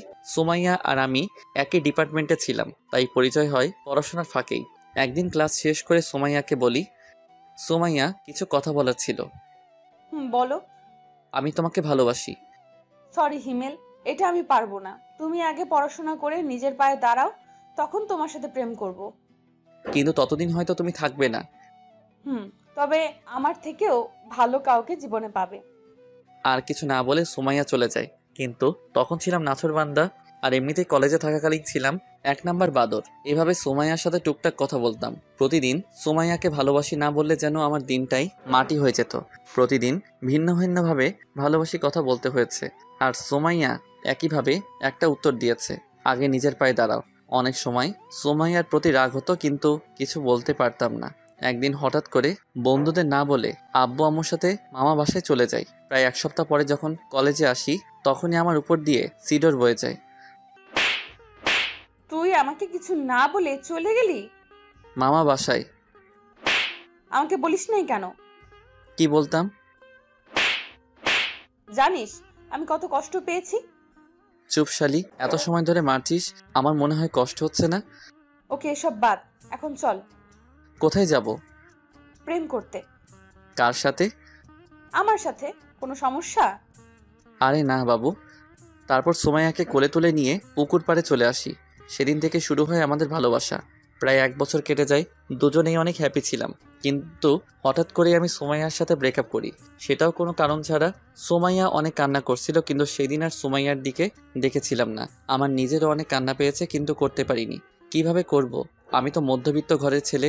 ফাইনাল ইয়ারের এক্সাম দেওয়ার পর থেকে আমাদের মাঝে আর কোনো যোগাযোগ ছিল না। আর এখন তো তুমি সব জানোই। কথাগুলো শোনার পর রিয়া চোখ মুছে চলে যেতে লাগলো। রিয়া, আমি সরি। কোনো ব্যাপার না। আর সাইফের কথা ভেবে দেখতে পারো। আমার কথার কোনো উত্তর না দিয়ে রিয়া চলে গেল। সেখানে আর বসে না থেকে ডেস্কে বসে কাজ করতে লাগলাম। স্যার, ম্যাডাম আপনাকে ডেকেছেন। যাচ্ছি। ম্যাডাম আসবো? আসো। বলুন। কিছুই না, চুপচাপ এখানে বসে থাকো। কিন্তু আমার কাজ? আমার সাথে এখানে বসে করবে। ওখানে করলে সমস্যা কি? সমস্যা আছে। কি সমস্যা? ওই যে রিয়ার সাথে সব সময় কথা বলো সেটা, ওর সাথে কথা বলা যাবে না। আর আজও কান্না করছিল কেন? জানি না। তুই বলবি? বলছি, আগে ছাড়ুন। বল। আমাকে ভালোবাসার কথা বলেছিল, কিন্তু সেটা আমি রিজেক্ট করে দেই এবং আপনার আর আমার অতীতের কথা বলি, যা শুনে কান্না করেছে। ভালো করেছো, তুমি তো আমার লক্ষ্মী বাবু। দেখুন, আমি আপনাকে আর ভালোবাসি না। দেখা যাবে, এখন কাজ করো বসে। আর কোনো কথা না বলে ম্যাডামের রুমে বসেই কাজ করতে লাগলাম। ম্যাডাম আসবো? ম্যাডামের রুমে বসে কাজ করছি, এমন সময় রিয়া বাইরে থেকে কথাটা বলাতে বাইরের দিকে তাকালাম। আসুন। আসলে ম্যাডাম, হিমেলের সাথে কিছু কথা ছিল। তো বলুন। ম্যাডাম, অনেকটা পার্সোনাল। ঠিক আছে, চলো। ওই চুপ, দেখেন রিয়া যা বলার আমাকে সামনেই বলুন। বাইরে আরেকজন আছে। কে? সাইফ। সাইফ সাহেব বাইরে কি করছেন? আসলে ম্যাডাম, হিমেল আমার আর সাইফের রিলেশনশিপের অনেক হেল্প করেছে, এই জন্যই কিছু কথা বলতে চাইছি আমরা দুইজন। ও, এই কথা? ঠিক আছে, চলুন, আমিও যাব। আপনি যাবেন মানে? আমি যাব। তাহলে আমি যাব না। কেন যাবে না? যাব না, ব্যাস। ওই, তুই যাবি না, তোর ঘাট যাবে। এক প্রকার জোর করেই সোমাইয়া ওদের সাথে কথা বলার জন্য নিয়ে গেল। চারজন বসার পর, হিমেল, তোমাকে ধন্যবাদ। কিসের জন্য? এই যে আমাদের রিলেশনশিপে হেল্প করে। তবে হিমেল ভাই নিজের জন্য কিন্তু কাজটা করেছে। কিসের কাজ? আপনাকে এখনো হিমেল ভাই ভালোবাসে। ওই চুপ করুন, কি সব বলছেন? ওই চুপ করবেন না, বলুন আপনি। সুমাইয়া, ভাই এখনো আপনাকে অনেক অনেক ভালোবাসে। তাই বুঝি? কিন্তু ম্যাডাম, আপনি জানেন না। জানি তো, এই জন্য তো নিজের কেবিনে বসিয়ে কাজ করায়। তোমরা কি চুপ করবে? আর ওই শালা তোরে এসব বলতে বলছে কে? যেটা সত্যি সেটাই বলছি ভাই। রাগ তোর সত্যি? আহা বাবু, রাগ করছো কেন? আবার বাবু? তাহলে কি বলবো বাবু? চুপ শালি, থাক তোরা, আমি বাসায় গেলাম। আরে রাগ করছো কেন? তাহলে কি করব? ঠিক আছে, এখন এসব বাদ দাও। ম্যাডাম আর হিমেল বলো কি খাবে? সোমাইয়া আর হিমেল কি খাবে? বিষ খাবো, এখানে কি পাওয়া যাবে? এত কথা বলিস কেন? আর আমি যা অর্ডার করেছি সেটাই দুজনে খাবো, আপনারা অর্ডার করতে পারেন। ঠিক আছে। তারপর রিয়া খাবার অর্ডার দিল। থাপ্পড় খেয়ে গালে হাত দিয়ে চুপচাপ বসে আছি, কারণ আমি চাই না আরো একটা থাপ্পড় খেতে। এমনিতে শাকচুন্নির যে রাগ। আর হ্যাঁ, আপনাদের তো বলাই হয়নি, সেদিন রিয়াকে আমার আর সোমাইয়ার কথা বলার পর থেকেই রিয়া সাইফের সাথে কথা বলতো। কিছুটা আন্দাজ করতে পেরেছিলাম তারা দুজন এখন একে অন্যকে ভালোবাসে, কিন্তু নিশ্চিত ছিলাম না। তবে আজ নিশ্চিত হলাম। এক সপ্তাহের ব্যবধানে দুজনকে ভালোবেসে ফেললো। আর আমি সেটা তো সেদিন থেকে কুয়ার মধ্যে পড়ে আছি, যেদিন থেকে সোমাইয়া তার কেবিনের ভিতরে আমার ডেস্ক করে দিছে। সব সময় জ্বালাতন, সে যাই হোক। লাঞ্চ শেষ করে অফিসে এলাম, কাজ করছি এমন সময় সোমাইয়া চেয়ারটা তার দিকে ঘুরিয়ে নিল। কি হলো আবার? সোমাইয়া কোনো কিছু না বলে আমার কোলে এসে বসলো। কি করছো? যেটা করছি সেটা করতে দাও। নিশ্চুপ, কারণ মুখ ধরে রাখছে। বাবু, তুমি এমন কেন? রাখ তোর বাবু। দেখ, এই রোমান্টিক সময় যদি তুই এইসব বলিস, তোর খবর আছে কিন্তু। আমি এত রোমান্টিক না যে তোর সাথে রোমান্স করব এখন। সোমাইয়া কিছু না বলে আমার নাদান ঠোঁট জোড়াকে নিজের মনে করে চুষতে লাগলো। প্রায় 7 মিনিট পর ছেড়ে দিল। ছেড়ে দেওয়ার পর দুজনেই হাঁপাতে লাগলাম। কেমন লাগলো বাবু? একদম জঘন্য। তাহলে আবার দেই? তার আর দরকার নাই। আমার কোল থেকে উঠে ডেস্কের উপরে বসে 2 পা চেয়ারের 2 পাশে দিয়ে আমাকে দোলাতে দোলাতে বলল, কেন? যদি আমার পেট খারাপ হয়। পাগল, কিস করলে পেট খারাপ হয় তোমাকে কে বলেছে? ফেসবুকে দেখেছিলাম গার্লফ্রেন্ডকে কিস করে পেট খারাপ বয়ফ্রেন্ডের। মজা নাও। আরে না, সত্যি দেখেছিলাম। আচ্ছা এসব বাদ, এখন বলো তুমি আমাকে মিথ্যা বলতে কেন? কি মিথ্যা বলতাম? এই যে তুমি আমাকে ভালোবাসো না। সত্যি ভালোবাসি না। দেখা যাবে বিয়ের পর। কাদের বিয়ে? তোমার আর আমার। হবে না বিয়ে। বাজি? আমি বাজি। বাট কি বাজি? তুমি যা বলবে তাই। ঠিক আছে, আমি যদি তোমাকে বিয়ে করতে পারি তাহলে তোমার সাধ্যমতো কিছু কাজ করতে দিব, সেগুলো তোমার হাড়ে হাড়ে পালন করতে হবে। ওকে, আর যদি বিয়ে না হয়? তাহলে সারা জীবনের জন্য তোমার জীবন থেকে চলে যাব। সোমাইয়া কথা শুনে বুকের ভিতর নিজের অজান্তেই ছ্যাদ করে উঠল। হয়তো আমি ওকে হারাতে চাই না, কিন্তু সুমাইয়া ওর পরিবার রেখে আমাদের পরিবারে কিভাবে থাকবে? সুমাইয়া হলো বাবা মায়ের একমাত্র সন্তান। এটা ছাড়াও ওর বাবার অনেক টাকা। ইচ্ছে করলে ওর বাবা একটা ভালো কোনো পরিবারে তার মেয়ের বিয়ে দিতে পারেন। কিন্তু সুমাইয়ার কথা শুনে এতটা অস্বস্তি লাগছে কেন? আমার এমন চেহারা দেখে সুমাইয়া হেসে বলল, আরে ভয় পেও না, তোমাকে ছাড়া কোথাও যাব না। প্রয়োজন হলে তোমাকে জোর করে বিয়ে করব। দেখা যাক। সুমাইয়া তখন কিছু না বলে উঠে আমার কপালে চুমু খেয়ে বলল, কাজ করো এখন। তারপর কাজে মন দিলাম। অফিস শেষ করে বাইরে রিক্সার জন্য অপেক্ষা করছি, কিন্তু কোনো মতে রিক্সার কোনো খোঁজ নাই। হেঁটে যাব বলে পা বাড়ালাম, এমন সময় সুমাইয়া গাড়ি দিয়ে পথ আটকালো। বাবু ওঠো। ওই চুপ, সবসময় মজা ভালো লাগে না। মজা কেন করব? আর ওঠো। না থাক, আমি হেঁটেই যাব। এই উঠবি তুই? না। শালা, তুই উঠবি না মানে তোর বাপ উঠবে। তাহলে আব্বুকে গিয়ে বলো। এটা কথার কথা, এখন তুই উঠ। কলার ধরে গাড়ির মধ্যে নিয়ে গেল। তুমি আমাকে নির্যাতন করছো কেন? কি বললে? এটা নির্যাতন? তো নয়তো কি? আর তুমি যে আমার সাথে ব্রেকআপ করছিলা, সেটা আমাকে টর্চার করা হয়নি? এসব বাদ দিয়ে চুপচাপ বসে থাকো। আমার ননদের কি খবর? ভালো। কলেজ যায় রেগুলার? যাই। আর বুড়ির কি খবর? 2 দিন আগে বাসায় চলে গেছে। কে নিতে এসেছিল? মামা আর মামি। ও। কথা বলতে বলতে বাসায় চলে এলাম। ফ্রেশ হয়ে রুমে বসে আছি, এমন সময় রুমে তানহা এলো। কিছু বলবি? হ্যাঁ বল। ভাইয়া, আজ যখন কলেজে যাচ্ছিলাম তখন সুমাইয়া ম্যাডামের সাথে দেখা হয়েছিল। কি হয়েছে? এটা আমাকে দিয়েছে। এটা তো অনেক দাম, আর তুই এটা নিতে গেলি কেন? আমি নিতে চাইনি, ম্যাডাম আমাকে অনেক জোর করে দিয়েছে। তোর পছন্দ হয় এটা? অনেক। ঠিক আছে, তাহলে এটা রেখে দে। তবে আমি একটা ছবি তুলে নিই। কেন? এমনি। ওকে, এখন তুই যা। ঠিক আছে। তানহা চলে যাওয়ার পর রাহুলকে কল দিলাম, কারণ ওর বাবার জুয়েলার্সের দোকান আছে। হ্যাঁ দোস্ত বল। তোকে আমি একটা ছবি দিছি, সেটা দেখ, আর আমাকে বলে এরকম কানের দুল আরো আছে নাকি। খারা, আমি দেখছি। দোস্ত আছে। একটা আমার লাগবে। এটার 1 জোড়াই আছে। কেন? আরে বেটা, 2 জোড়া ছিল, কাল রাতে 1 জোড়া বিক্রি হয়ে গেছে। ও। ওকে, কাল আসিস। ঠিক আছে ভাই। রাহুলের সাথে কথা বলে কেটে দিলাম। সেদিন রাতে খাবার খেয়ে ঘুমিয়ে গেলাম।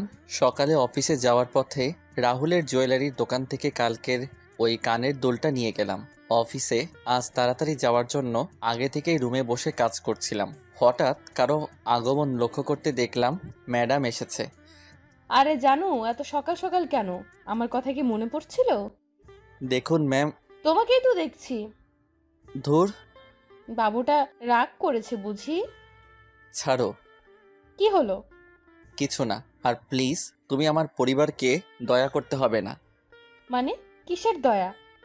এইটা। এটা তোমার কাছে কেন? তোমাকে ফেরত দেওয়ার জন্য এনেছি। কেন? যার জিনিস তাকে দিতে এসেছি। কিন্তু আমি তো। সেসব আমি কিছু জানতে চাই না। আর এটা তোমার জিনিস, তুমি রাখো। দয়া করে আমার পরিবারকে কিছু দান করতে হবে না।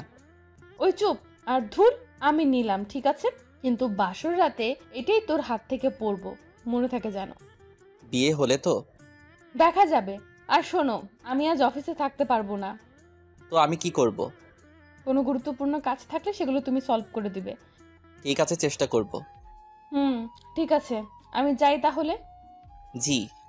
সুমাইয়া চলে যাওয়ার পর আবার কাজ করতে লাগলাম। হঠাৎ সুমাইয়ার ব্যবহারের কথা মনে পড়ল। অফিসে এলো কিন্তু কোনো কাজ না করে চলে গেল। কি এমন কাজ যে আসার সাথে সাথে চলে যেতে হবে?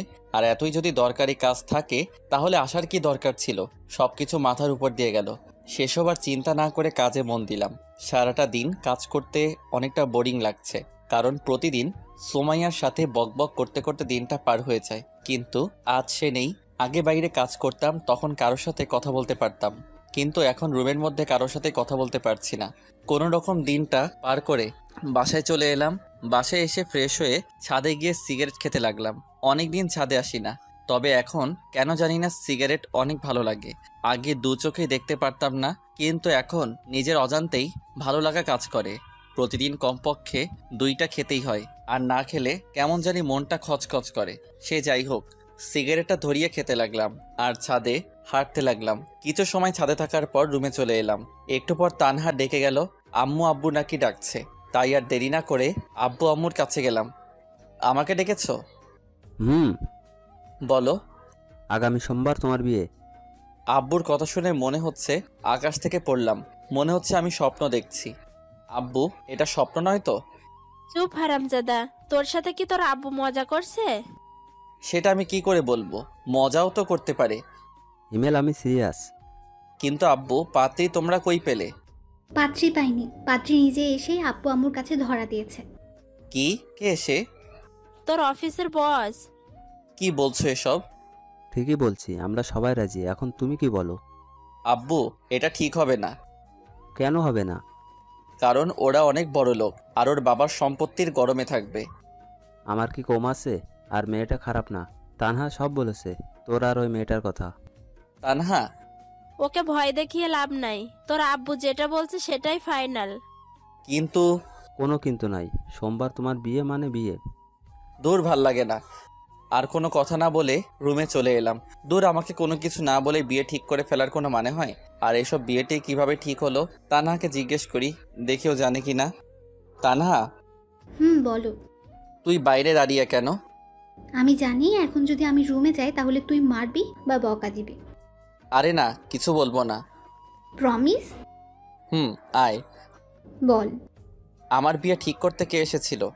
ম্যাডামের বাবা। তুই কি বাসায় ছিলি? আর কখন এসেছিল? বিকেল 3টার সময়। আর ভাইয়া, তুই বিশ্বাস করবি না, ম্যাডামের বাবা অনেক ভালো। প্রথমে আব্বু রাজি ছিল না, কিন্তু যখন বলল সুমাইয়ার কোনো মা নেই, তখন আম্মুর মন গলে পানি হয়ে যায়। আর আম্মু আব্বুকে কিছু একটা বলে, যার জন্য আব্বু রাজি হয়ে যায়। ঠিক আছে। আর তোর কলেজ কেমন চলছে? অনেক ভালো। কিছু বন্ধু হয়েছে? 3 জন, প্রিয়া, কেয়া, তিশা আর নুসরাত। ছেলে বন্ধুরাই? না, আর প্লিজ কারণ জানতে চাস না। ঠিক আছে, এখন তুই চা। তানহা আর কিছু না বলে চলে গেল। রুমে শুয়ে শুয়ে ভাবতে লাগলাম কি থেকে কি হচ্ছে। সুমাইয়ার পরিবার যেমন বড়লোক, আমরা সেরকম নই, কিন্তু তারপরেও তার বাবা রাজি হয়ে গেল। হয়তো মেয়ের সুখের কথা ভেবেই রাজি হয়েছে। কিন্তু সুমাইয়ার সাথে যদি আমার বিয়েটা হয়েও যায়, তাহলে তো আমার জীবন একদম তেজপাতা করে ছাড়বে। তার উপর বাজি তো আছেই, যা হবে দেখা যাবে। এসব ভেবে আর লাভ নেই। সেদিনের মতো ঘুমিয়ে গেলাম। পরের দিন। কি রে ভাইয়া, আজ অফিসে যাবি না? যাব। তাহলে ঘুম থেকে ওঠ, আজ আমিও তোর সাথে অফিসে যাব। তুই কেন যাবি? ম্যাডাম যেতে বলেছে। কেন? সেটা জানার জন্যই তো যাব। ঠিক আছে। তাড়াতাড়ি ওঠ। আর শোয়না থেকে উঠে ফ্রেশ হয়ে নিলাম। তারপর সকালে নাস্তা করে অফিসের জন্য বের হলাম। সাথে তানহা। দুজন একটা রিক্সা করে অফিসে চলে এলাম। আরে তানহা, কেমন আছো? এই তো আপু ভালো। আপনি কেমন আছেন? ভালো। তা কি মনে করে আস? ম্যাডাম দেখেছেন। ও, তাহলে যাও। কথা বলা শেষ করে তানহাকে সাথে করে কেবিনে ঢুকলাম। আমাদের দেখে কাজ বন্ধ করে উঠে দাঁড়ালো। আমি আমার চেয়ারে গিয়ে বসলাম। ওপর দিকে সুমাইয়া আর তানহা সোফার উপরে বসলো। তানহা, তুমি কি এখনো আমার উপরে রেগে আছো? যদি রেগে থাকো তাহলে তুমি বলো, আমি তোমার পা ধরে ক্ষমা চেয়ে নিচ্ছি। ছি ছি, কি করছেন ম্যাডাম? আর সেসব অনেক আগেই ভুলে গেছি। মিথ্যা বলছো তুমি, এখনো আমাকে ক্ষমা করতে পারোনি। আরে বলছি তো ম্যাডাম, ক্ষমা করে দিয়েছি। তাহলে ম্যাডাম বলছো কেন? ঠিক আছে, আর বলবো না। এখন থেকে ভাবি বলবে। ওই কিসের ভাবি? এখনো বিয়ে হয়নি। তানহা, একদম ভাবি বলবি না। ভাইয়া তুই চুপ কর, ভাবির সাথে আমাকে কথা বলতে দে। আর কিছু বললাম না। আর এই নাও দুল। কিসের দুল? যেটা তোমাকে দিয়েছিলাম, কিন্তু তোমার ভাইয়া আমাকে ফেরত দিয়ে দেয় সেটা। মানে তুমি আমাকে যে দুল দিয়েছিলে সেটা তো বাসায়। তাহলে এটা? এটা তো একদম ওই দুলটার মতো, কিন্তু তুমি আমাকে যে দুল দিয়েছিলে সেটা আলমারিতে রেখে দিয়েছি। তাহলে হিমেল যে এটা আমাকে ফেরত দিল? ভাইয়া এসব কি? যেটা দেখছিস সেটা। মানে? তোকে যে দুল সুমাইয়া দিয়েছিল সেরকম অন্য একটা দুল তাকে ফেরত দিয়েছি। তুই আমার বোন, তোকে কেউ দয়া দেখিয়ে কিছু দিবে সেটা আমি মানতে পারবো না, তাই তাকে সেরকম অন্য একটা দুল কিনে ফেরত দিয়েছি। একদম চুপ। আমি আমার ননদকে দিতেই পারি, এতে দয়ার কি আছে? বিয়ের আগে আমি কিছু নিতে দিব না। ভাবি আর কিছু বলবে না, এটার জন্যই ডেকেছিলাম। ও, তাহলে আমি যাই। হুম। ভাইয়া গেলাম। সাবধানে যাস। আর গিয়ে আমায় একটা কল করিস। ঠিক আছে। তানহা চলে যাওয়ার পর আবার কাজে মন দিলাম। কিছু সময় পর পেছন থেকে গলা জড়িয়ে ধরলো। বুঝতে বাকি রইল না এটা সুমাইয়া ছাড়া কেউ না। বাবু, আমি বুঝতে পারছি কেন তুমি আমাকে দুল দিয়েছো। কেন দিয়েছি? কারণ দুলটা তোমার অনেক পছন্দ হয়েছে, যার জন্য আমাকে দিতে চেয়েছিলে। কোনো কারণ না পেয়ে এইভাবে আমাকে দিলে, তাই না? জি না। আমি জানি। জানো ভালো, এখন ছাড়ো, কাজ করব। না, ছাড়বো না। প্লিজ ছাড়ো, কাজ করতে দাও। তাহলে একটা পাপ্পি দাও। পারবো না আমি। কেন পারবে না? এমনি। একটা দাও না প্লিজ। ওকে দাঁড়াও। দাও। মুখটা সুমাইয়ার মুখের কাছে নিতেই সুমাইয়া ওর চোখ বন্ধ করে ফেললো। আজ কেন জানি নিজেকে সুমাইয়ার দিকে আকর্ষণ করছে। টানা টানা চোখ যা দেখে যে কেউ ওকে দেখে ফিদা হয়ে যাবে। সুমাইয়ার চোখ বন্ধ করাই আমিও ওর ঠোঁটের দিকে তাকালাম। দেখলাম ঠোঁটটা কাঁপতে শুরু করে দিছে। সুমাইয়াকে কিস করবে এমন সময় বললাম, সুমাইয়া আমার না খুব জোরে চেপেছে। কথা বলার পরপরই চোখ খুলে আমার দিকে রাগি মুটে তাকালো। মনে হচ্ছে আমাকে এখন ইচ্ছা মতো পিটাবে। মানে হিসু, 1 নাম্বার যাকে বলে। কিস করার সময় এটা পাওয়ার ছিল নাকি তুই এমনি বলছিস? ছি, আমি কি তোমাকে মিথ্যা বলতে পারি বলো? জানা আছে তো সত্য কথা।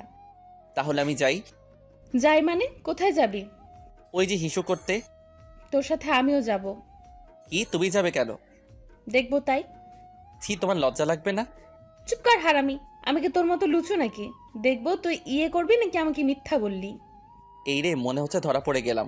এত কষ্টে একটা মিথ্যা কাহিনী বললাম, সেটারও ফেলুদা বানিয়ে দিল। কি হলো? কি ভাবছো? বিয়ের কথা। কার বিয়ে?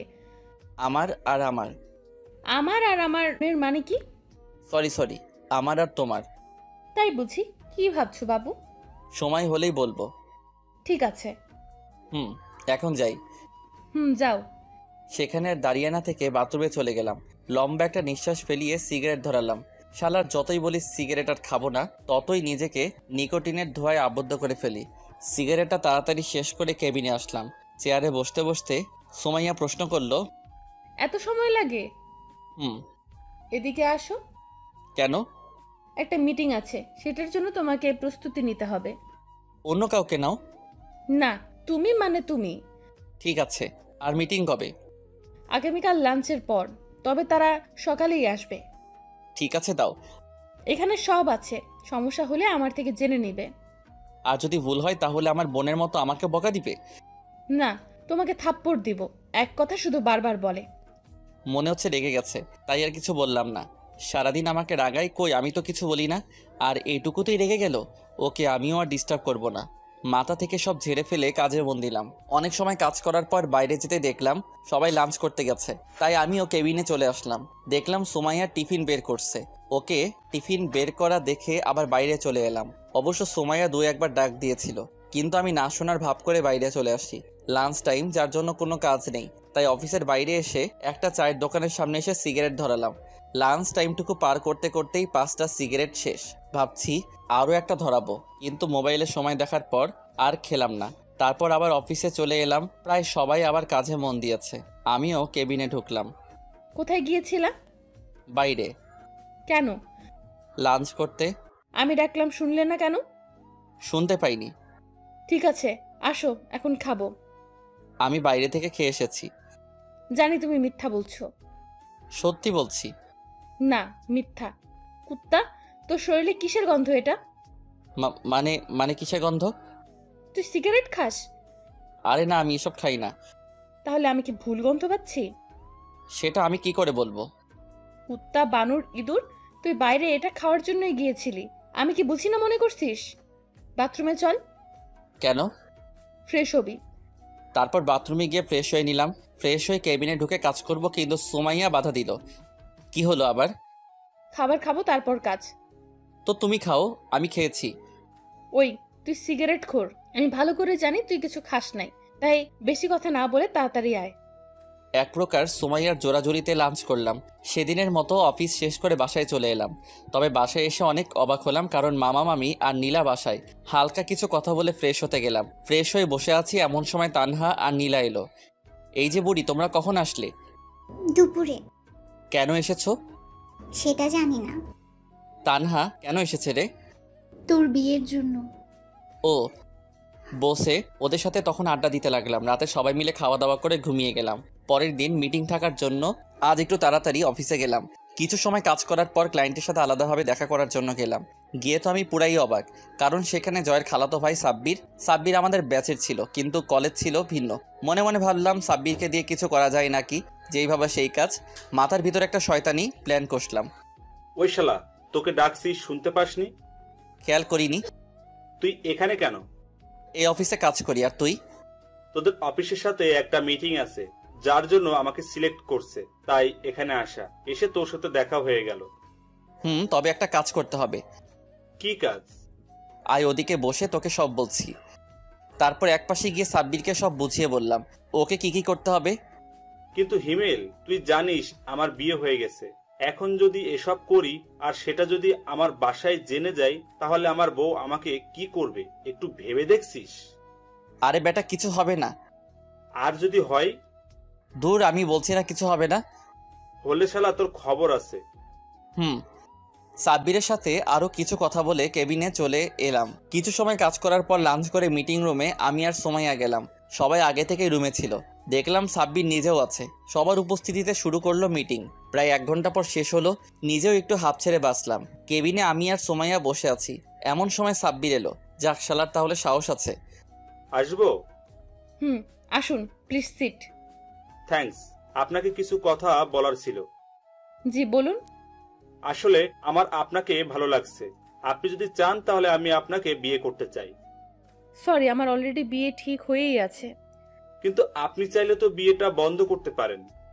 আপনাকে আমি বিয়ে করব না, আপনি যেতে পারেন। যদি একটু ভেবে দেখেন তাহলে। তার বাচ্চা, তোকে বলছি না আমার বিয়ে ঠিক হয়ে আছে, তাহলে বারবার এত কথা বলছিস কেন? সাব্বির থাপ্পড় খেয়ে গালে হাত দিয়ে চুপচাপ দাঁড়িয়ে আছে, আর সোমাইয়া ইচ্ছা মতো বকা দিতে লাগলো। অবস্থা বেগতিক, তাই ওদের কাছে গেলাম। ভাই আমি সরি রে। শালা রাখ তো সরি। কত জোরে থাপ্পড় মারছে। আরে আমি জানি না কি এমনটা হবে। কি হবে? কিছু না। চুপ শালা। আমাকে মায়ের খাওয়াইয়ে ভেবেছিস তুই বেঁচে যাবি? কখনো না। শোনেন ভাবি, হিমেল আপনাকে পরীক্ষা করার জন্য আমাকে আপনার সাথে এমন এমন কথা বলতে বলে। প্রথমে আমি রাজি হইনি, কারণ আমার বাসায় বউ আছে, কিন্তু ওর জোরাজুরিতে রাজি হয়, যার ফলস্বরূপ থাপ্পড় পেলাম। তার মানে আপনি সব হিমেলের কথা মতো করেছেন? জি। আমি আসলে সরি, ভুল হয়ে গেছে, প্লিজ কিছু মনে করবেন না। আর আপনি এখন যান, আমি ওকে দেখাচ্ছি এটা করার জন্য কি শাস্তি পাবে। সোমাইয়ার কথা শুনে সাব্বির চলে গেল। মনে হচ্ছে আমার উপর দিয়ে এখন ভূমিকম্প যাবে। কেন এমন করছিলা? সাব্বির তো বলল পরীক্ষা করার জন্য। আমাকে তোর বিশ্বাস হয় না? হয়তো। তাহলে পরীক্ষা করার কি আছে? এমনি মজা করছিলাম। হাত সরা। না। সরা বলছি। না, সরাবো না। সোমাইয়া আর কিছু না বলে আমার মাথার চুল ধরে আর আমার 2 জোড়া ঠোঁটকে নিজের আয়ত্তে করে চুষতে লাগলো। প্রায় 7 মিনিট পর ছেড়ে দিল। জোরে জোরে নিঃশ্বাস নিতে লাগলাম। কথায় কথায় শুধু একটা নিষ্পাপ ছেলেটার উপর অত্যাচার চালাই। কেমন দিলাম? জঘন্য। তাহলে আরেকটা দেই? না না, লাগবে না। তাহলে বলো কিসটা কেমন লাগলো? হ্যাঁ, অনেক ভালো। Good boy. যাও এখন কাজ করো। তারপর আবার কাজে মন দিলাম। দেখতে দেখতে বিয়ের দিন চলে এলো। অনেক সুন্দর করে বাসা সাজানো হয়েছে। আব্বু কিপটে হলে কি হবে, শখ আছে অনেক। যদিও বিয়ে করতে প্রথমে রাজি ছিলাম না, কিন্তু এখন রাজি। কারণ এই শীতের রাতে একটা তুমি দরকার। তাছাড়া আব্বু আম্মুর কথা ফেলতে পারতাম না। সে যাই হোক, বাসায় সব আত্মীয় স্বজন চলে এসেছে। দুপুরবেলা সবাই মিলে আমাকে গোসল করিয়ে দিলা। তারপর রেডি হয়ে সুমাইয়াদের বাসায় রওনা দিলাম। বাসায় গিয়ে হলো সব সমস্যা। পাত্রীপক্ষকে নাকি গেট সাজানোর জন্য মোটা কিছু টাকা দিতে হবে, তাই আমাকে ভিতরে ঢুকতে ইচ্ছা করছে না। মেজাজ পুরোই গরম। এটা যদি বিয়ে বাসা ছাড়া অন্য কোথাও হতো তাহলে সব কিছু ছেড়ে ছুড়ে বাসায় চলে যেতাম, কিন্তু এসেছি বিয়ে করতে। বউটারে সাথে না নিয়ে গেলে কেমন হয়? আপনাদের কত টাকা লাগবে? মাত্র 15,000। 15,000? সেটাও আবার মাত্র? তাড়াতাড়ি বের করে। আমরা তো এত টাকা আনিনি। তাহলে 10,000 দিন। আর একটু কম রাখা যায় না? জি না, টাকা বের করেন। অনেকক্ষণ মেয়েদের পাম দেওয়ার পর 7,000-এ রাজি হয়ে যায়। সব নিয়মনীতি মেনে বিয়েটা সম্পন্ন হয়। সোমাইয়াকে সাথে করে বাসায় চলে এলাম। সবাই এখন নতুন বউ দেখতে ব্যস্ত। এই ফাঁকে বন্ধুরা সবাই মিলে ছাদে চলে এলাম। অনেকক্ষণ ধরে মনের মধ্যে খচখচ করছিল, তাই সিগারেট ধরালাম। দোষ, বিড়ালটা একটু সাবধানে মারিস। দূর শালা, আগে বল বইয়ের থাপ্পড়ের হাত থেকে কিভাবে বাঁচা যায়? থাপ্পড় মানে? তোরা বুঝবি না। সিগারেট শেষ করে রুমে চলে এলাম। বাসর ঘরে রুমে এসে দেখি বউ আমার খাটের উপর লম্বা ঘোমটা টেনে বসে আছে। ভাবলাম এই সময় বউটাকে রাগালে কেমন হয়। দরজা আটকে দিলাম এক চিৎকার, আম্মু চোর! এত জোরে চিৎকার শুনে সুমাইয়া কেঁপে উঠল। ঘোমটা সরিয়ে আমার কাছে এসে বলল, কোথায় চোর? আপনি নিজেই তো চোর। কুত্তা হারামি! কি ব্যাপার, গালি দিচ্ছেন কেন?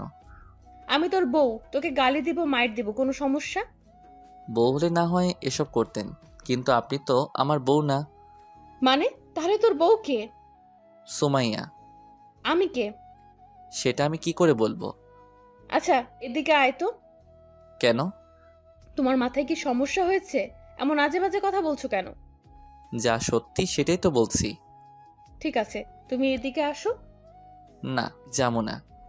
আমাকে দেখতে দাও কি হয়েছে। ঠিক আছে, দেখো। থাপ্পড় হজম করে গালে হাত দিয়ে করুণভাবে বউয়ের দিকে তাকিয়ে রইলাম। পৃথিবীতে মনে হচ্ছে আমিই প্রথম ব্যক্তি যে কিনা বাসর ঘরে বউয়ের হাতে থাপ্পড় খেলাম। তুই সিগারেট খাস? সুমাইয়ার এমন কথা শুনে গলা শুকিয়ে গেল। কি বলবো বুঝতে পারছি না। জানি সত্যি বললেও মার খাবো, মিথ্যা বললে খাবো। কি বলবো না বুঝে তোতলাতে শুরু করলাম। তুই কি তোতলা? না। তাহলে প্রশ্নের উত্তর দে। যাই বলি সেটাতেই তো মারবে। সত্যি কথা বললে মারবো না। অফিসে জয়েন করার আগে থেকে খাওয়া শুরু করছি। কেন এসব খাও? তুমি কান্না করছো কেন? এমনি। ঠিক আছে, যাও ঘুমাও। এবার কিন্তু আমিও কান্না করব। তুমি কি এসব ছেড়ে দিতে পারবে না? তুমি কান্না থামিয়ে একটা হাসি দিলেই পারবো। কথাটি শোনার পর সোমাইয়া ফিক করে হেসে দিল। এখন সোমাইয়াকে ভালো লাগছে। কিছু মানুষের কান্না কেন জানি সহ্য হয় না, আর সোমাইয়ার কান্না সেটা কখনো হবেও না। যখন ওর সাথে ব্রেকআপ করি তখন ও অনেক কান্না করছিল, যেটা আমার একদম সহ্য হচ্ছিল না। সেদিন থেকে এক সপ্তাহ কলেজ গেছিলাম না, গেলেই হয়তো ওর কান্না দেখতাম। কি হলো, কি ভাবছো? ভাবছি বাসর করব কিভাবে। জি না সোনা, আমার সাথে যে বাজি ধরছিলা সেগুলো আগে পূরণ করো, তারপর বাসর। কি? কি নয়, জি। থাকবো না আমি এই বাসায়। ঠিক আছে, চলে যাও। আমি যাব কেন? এটা আমার বাপের বাড়ি, তুমি যাও। আইসে বাড়ি দেখাইতে, কথা না বললে ফ্লোরে ঘুমাও। আমার কিন্তু ঠান্ডা লাগবে। তাহলে ঘুমাতে লাগবে না, খাটেই আসো। ধন্যবাদ বউ, তুমি আমার অনেক অনেক ভালো আর কিউট বউ। থাক, আর পাম দেওয়া লাগবে না। না সত্যি। আচ্ছা বউ, আমি তোমাকে একটু জড়িয়ে ধরি। সোমাইয়া কিছু কথা না বলে আমার পেটের উপর বসলো। এখানে বসলে কেন? তুই আমারে বউ বউ করছিস কেন? কেন বউ? চুপ, আমার কি নাম নেই? আছে, বাট এটা ভালোবেসে বলছি। রাখ তোর ভালোবাসা। ঠিক আছে। লাইট বন্ধ করো। লাইট বন্ধ করলে আমার ভয় লাগে। আজ লাগবে না। কেন? এত কেন কেন করছিস কেন? যেটা বলছি সেটা কর। লাইটটা বন্ধ করতেই সুমাইয়া পাগলের মতো কিস করতে লাগলো। আরও অনেক কিছু হয়েছে, কিন্তু আপনাদের বলা যাবে না। বললে আমিও লজ্জা পাবো, সাথে আপনারাও লজ্জা পাবেন, তাই এটা না বলাই ভালো। আর যারা একান্ত জানতে চান বাসর ঘরে কি হয়, তাহলে বিয়ে করে নেন। যতই হোক বাসরাত বলে কথা, দুজনে কখন ঘুমিয়ে গেছি খেয়ালই করিনি। সকালে ঘুম থেকে উঠে দেখি সুমাইয়া আয়নার সামনে বসে চুল ঠিক করছে। উঠে গিয়ে কোমরে হাত দিয়ে সুমাইয়ার চুলের মধ্যে মুখ ডুবিয়ে দিলাম। হঠাৎ এমন করায় সুমাইয়া অনেকটা কেঁপে উঠল। তারপর স্বাভাবিক হয়ে বলল, কখন উঠলা? এই মাত্র। শাওয়ারে যাও। একটু পর। কেন, আবার কি হলো? রাতের মতো আরও একবার ট্রাই করি। একদম না স্যার, তাড়াতাড়ি বাথরুমে যাও, আর কোনো কথা না। এক প্রকার জোর করেই সুমাইয়া আমাকে বাথরুমে ঢুকিয়ে দিল। তারপর গোসল করে রুমে এসে দেখি সুমাইয়া নেই, হয়তো আম্মুর কাছে গেছে। ড্রেস পরে রুমে বসে আছি, এমন সময় নীলা আসলো। ভাইয়া তোমাকে ফুফু ডাকছে। কেন গার্লফ্রেন্ড? নাস্তা করার জন্য। ঠিক আছে চলো। নীলাকে সাথে করে নাস্তার টেবিলে আসলাম। আব্বু, মামা আর তানহা আগে থেকেই টেবিলে বসে আছে। অন্যরা সবাই কোথায়? রান্নাঘরে। তুই যাস নাই কেন? আম্মু বলল তুই গিয়ে টেবিলে বস। আর তুই বসে পড়লি? হ্যাঁ, তাছাড়া কি করব? রান্না শিখতে পারিস না? রান্না আমার শিখতে হবে না, তুই শিখিস। আমি না হয় শিখবো, কিন্তু তুই শিখবি না কেন? সেটা আমার ইচ্ছে। শ্বশুর বাড়ি গিয়ে কি করবি শুনি? আব্বু। ওই চুপ থাক, আমার মেয়ের রান্না করতে হবে না। শুন আব্বু কি বলে। থু। তানহার সাথে কিছু সময় ঝগড়া করার পর নাস্তা করে রুমে চলে এলাম। একটু পর সুমাইয়া এলো। জানো, আজ আব্বু আমাকে নিতে আসার কথা ছিল, কেন, কি হয়েছে? কিন্তু আমি যাব না। কেন যাবে না? আমার ইচ্ছা। কিন্তু তোমার আব্বু তো মন খারাপ করবে, ভাববে আমরা তোমাকে যেতে দিতে চাচ্ছি না। কিচ্ছু ভাববে না, আমি আব্বুকে বলে দিছি। ঠিক আছে। আর শোনো, আগামীকাল আমরা ঘুরতে যাব। মাত্র বিয়ে করলাম, এখনই যেতে হবে? হ্যাঁ হবে। তুমি যাবে না? কে বললো আমি যাব না? যাব তো। Good boy. তাহলে পাপ্পি দাও। পাপ্পি নিয়ে কি করবে? উপভোগ করব। তাই? হয়েছে। তারপর দুজনে মিলে আড্ডা দিতে লাগলাম। এখন মনে হচ্ছে সুমাইয়াকে এতদিন কষ্ট দিয়ে ভুল হয়েছে। অনেক অনুশোচনা হচ্ছে সুমাইয়ার সাথে কোনো কারণ ছাড়াই ব্রেকআপ করে। সেসব ভেবে আর লাভ নেই। জীবনটাকে নতুন করে সাজাতে এখন সুমাইয়াকেই আমার লাগবে। বিয়ের 1 সপ্তাহ পর। কি হলো, তোমার কি গোসল করা হবে না? হয়ে গেছে প্রায়। তাড়াতাড়ি বের হও। 5 মিনিট পর। আমি রেডি। আজ থেকে কিন্তু অনেক বড় দায়িত্ব তোমার কাঁধের উপর। কিন্তু এগুলো কি দরকার ছিল? কোনগুলো? তোমার বাবার কোম্পানির এমডি পদে জয়েন করা। তুমি নিজেই তো পারফেক্ট ছিলা, তাই না? না, আমি কখনো ছিলাম না, আর এখনো নেই, আর থাকতেও চাই না। আমি চাই আমার পরিবারের সাথে সময় কাটাতে। কিন্তু তোমার বাবা? দেখো হিমেল, আমার বাবার সম্পত্তি মানে আমার, আর আমার মানে তোমার। বিয়ের আগে কি বলেছিলা? আমি যদি তোমাকে বিয়ে করি তাহলে তুমি আমার কথা শুনবে, তাই আজকেও শুনতে হবে। সেই তো এক প্রমিস পেয়েছো। বাবু, তানহাকেও তো সময় দেওয়া লাগবে, তা না হলে তোমার বোনটা ম্যাডাম হবে কি করে? আমার বউটা দেখছি সব খেয়ালই রাখে। দেখতে হবে না বউটা কার? এখন যাই। কিন্তু আমার ওটা। ওটা মানে? তুমি জানো না?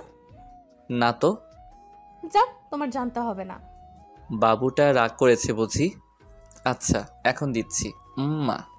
সুমাইয়ার কপালে ভালোবাসার পরশ এঁকে দিতেই অভিমানী মুখটা হাসিতে পরিণত হলো। রুম থেকে বের হয়ে সবাইকে বিদায় দিয়ে বাইরে চলে এলাম। অফিস থেকে একটি গাড়ি পাওয়াতে গাড়িতে উঠে স্টার্ট দিলাম। এখন আপনাদের বলি, বিয়ের পরের দিন থেকেই সুমাইয়া কোনো না কোনো আবদার করে চলেছে। সেগুলোর মধ্যে অন্যতম আবদার হলো তার বাবার কোম্পানিতে বস হয়ে জয়েনিং করা। কিন্তু বরাবরের মতো আমি এটাতে রাজি ছিলাম না, কারণ সবাই হয়তো বাজে কথা বলবে। আর আমরা যে দেশে বসবাস করি সেই দেশের কিছু মানুষ নামের পশু আছে যারা কিনা সব দলেই থাকে।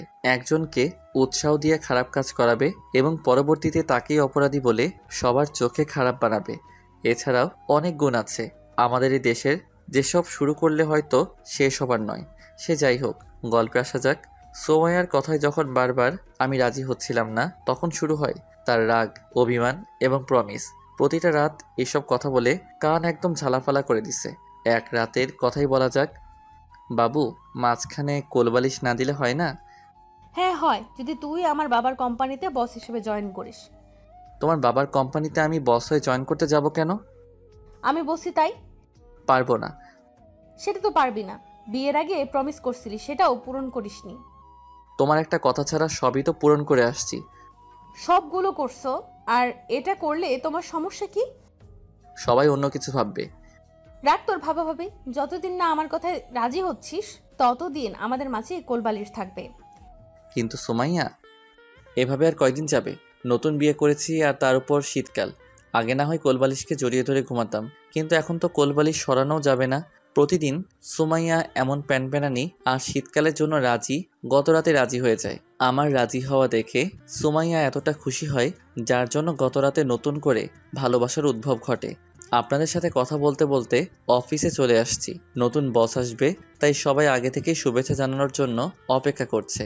অফিসের ভিতরে আসতেই সবাই একে একে শুভেচ্ছা জানালেন।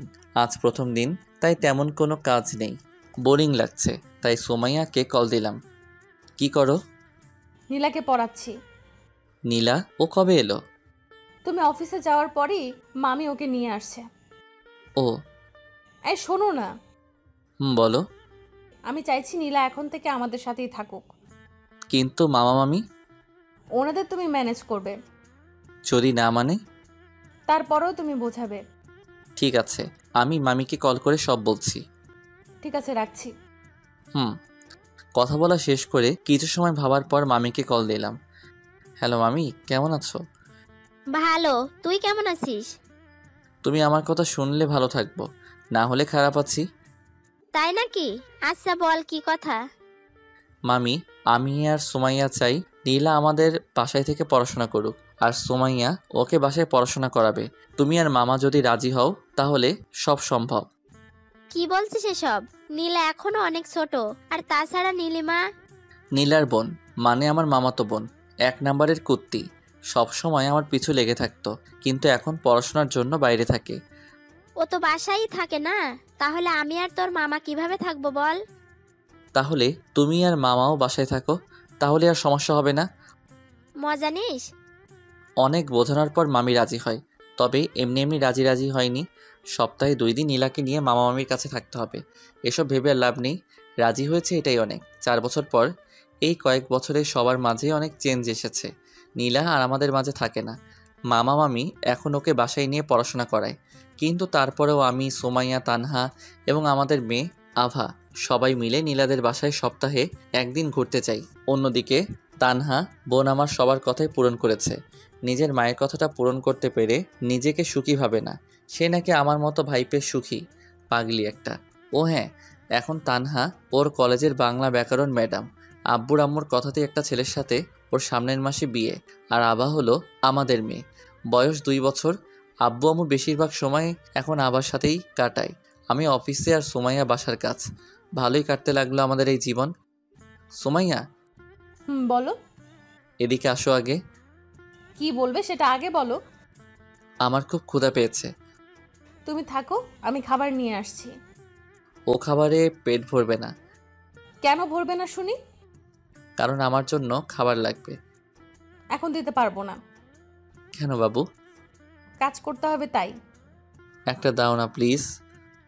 একটাই কিন্তু। একটা। উম্মুয়া। এত কম কেন? বাকিটুকু রাতে দিব। সত্যি? সত্যি। এখন শুধু রাতের জন্য অপেক্ষা।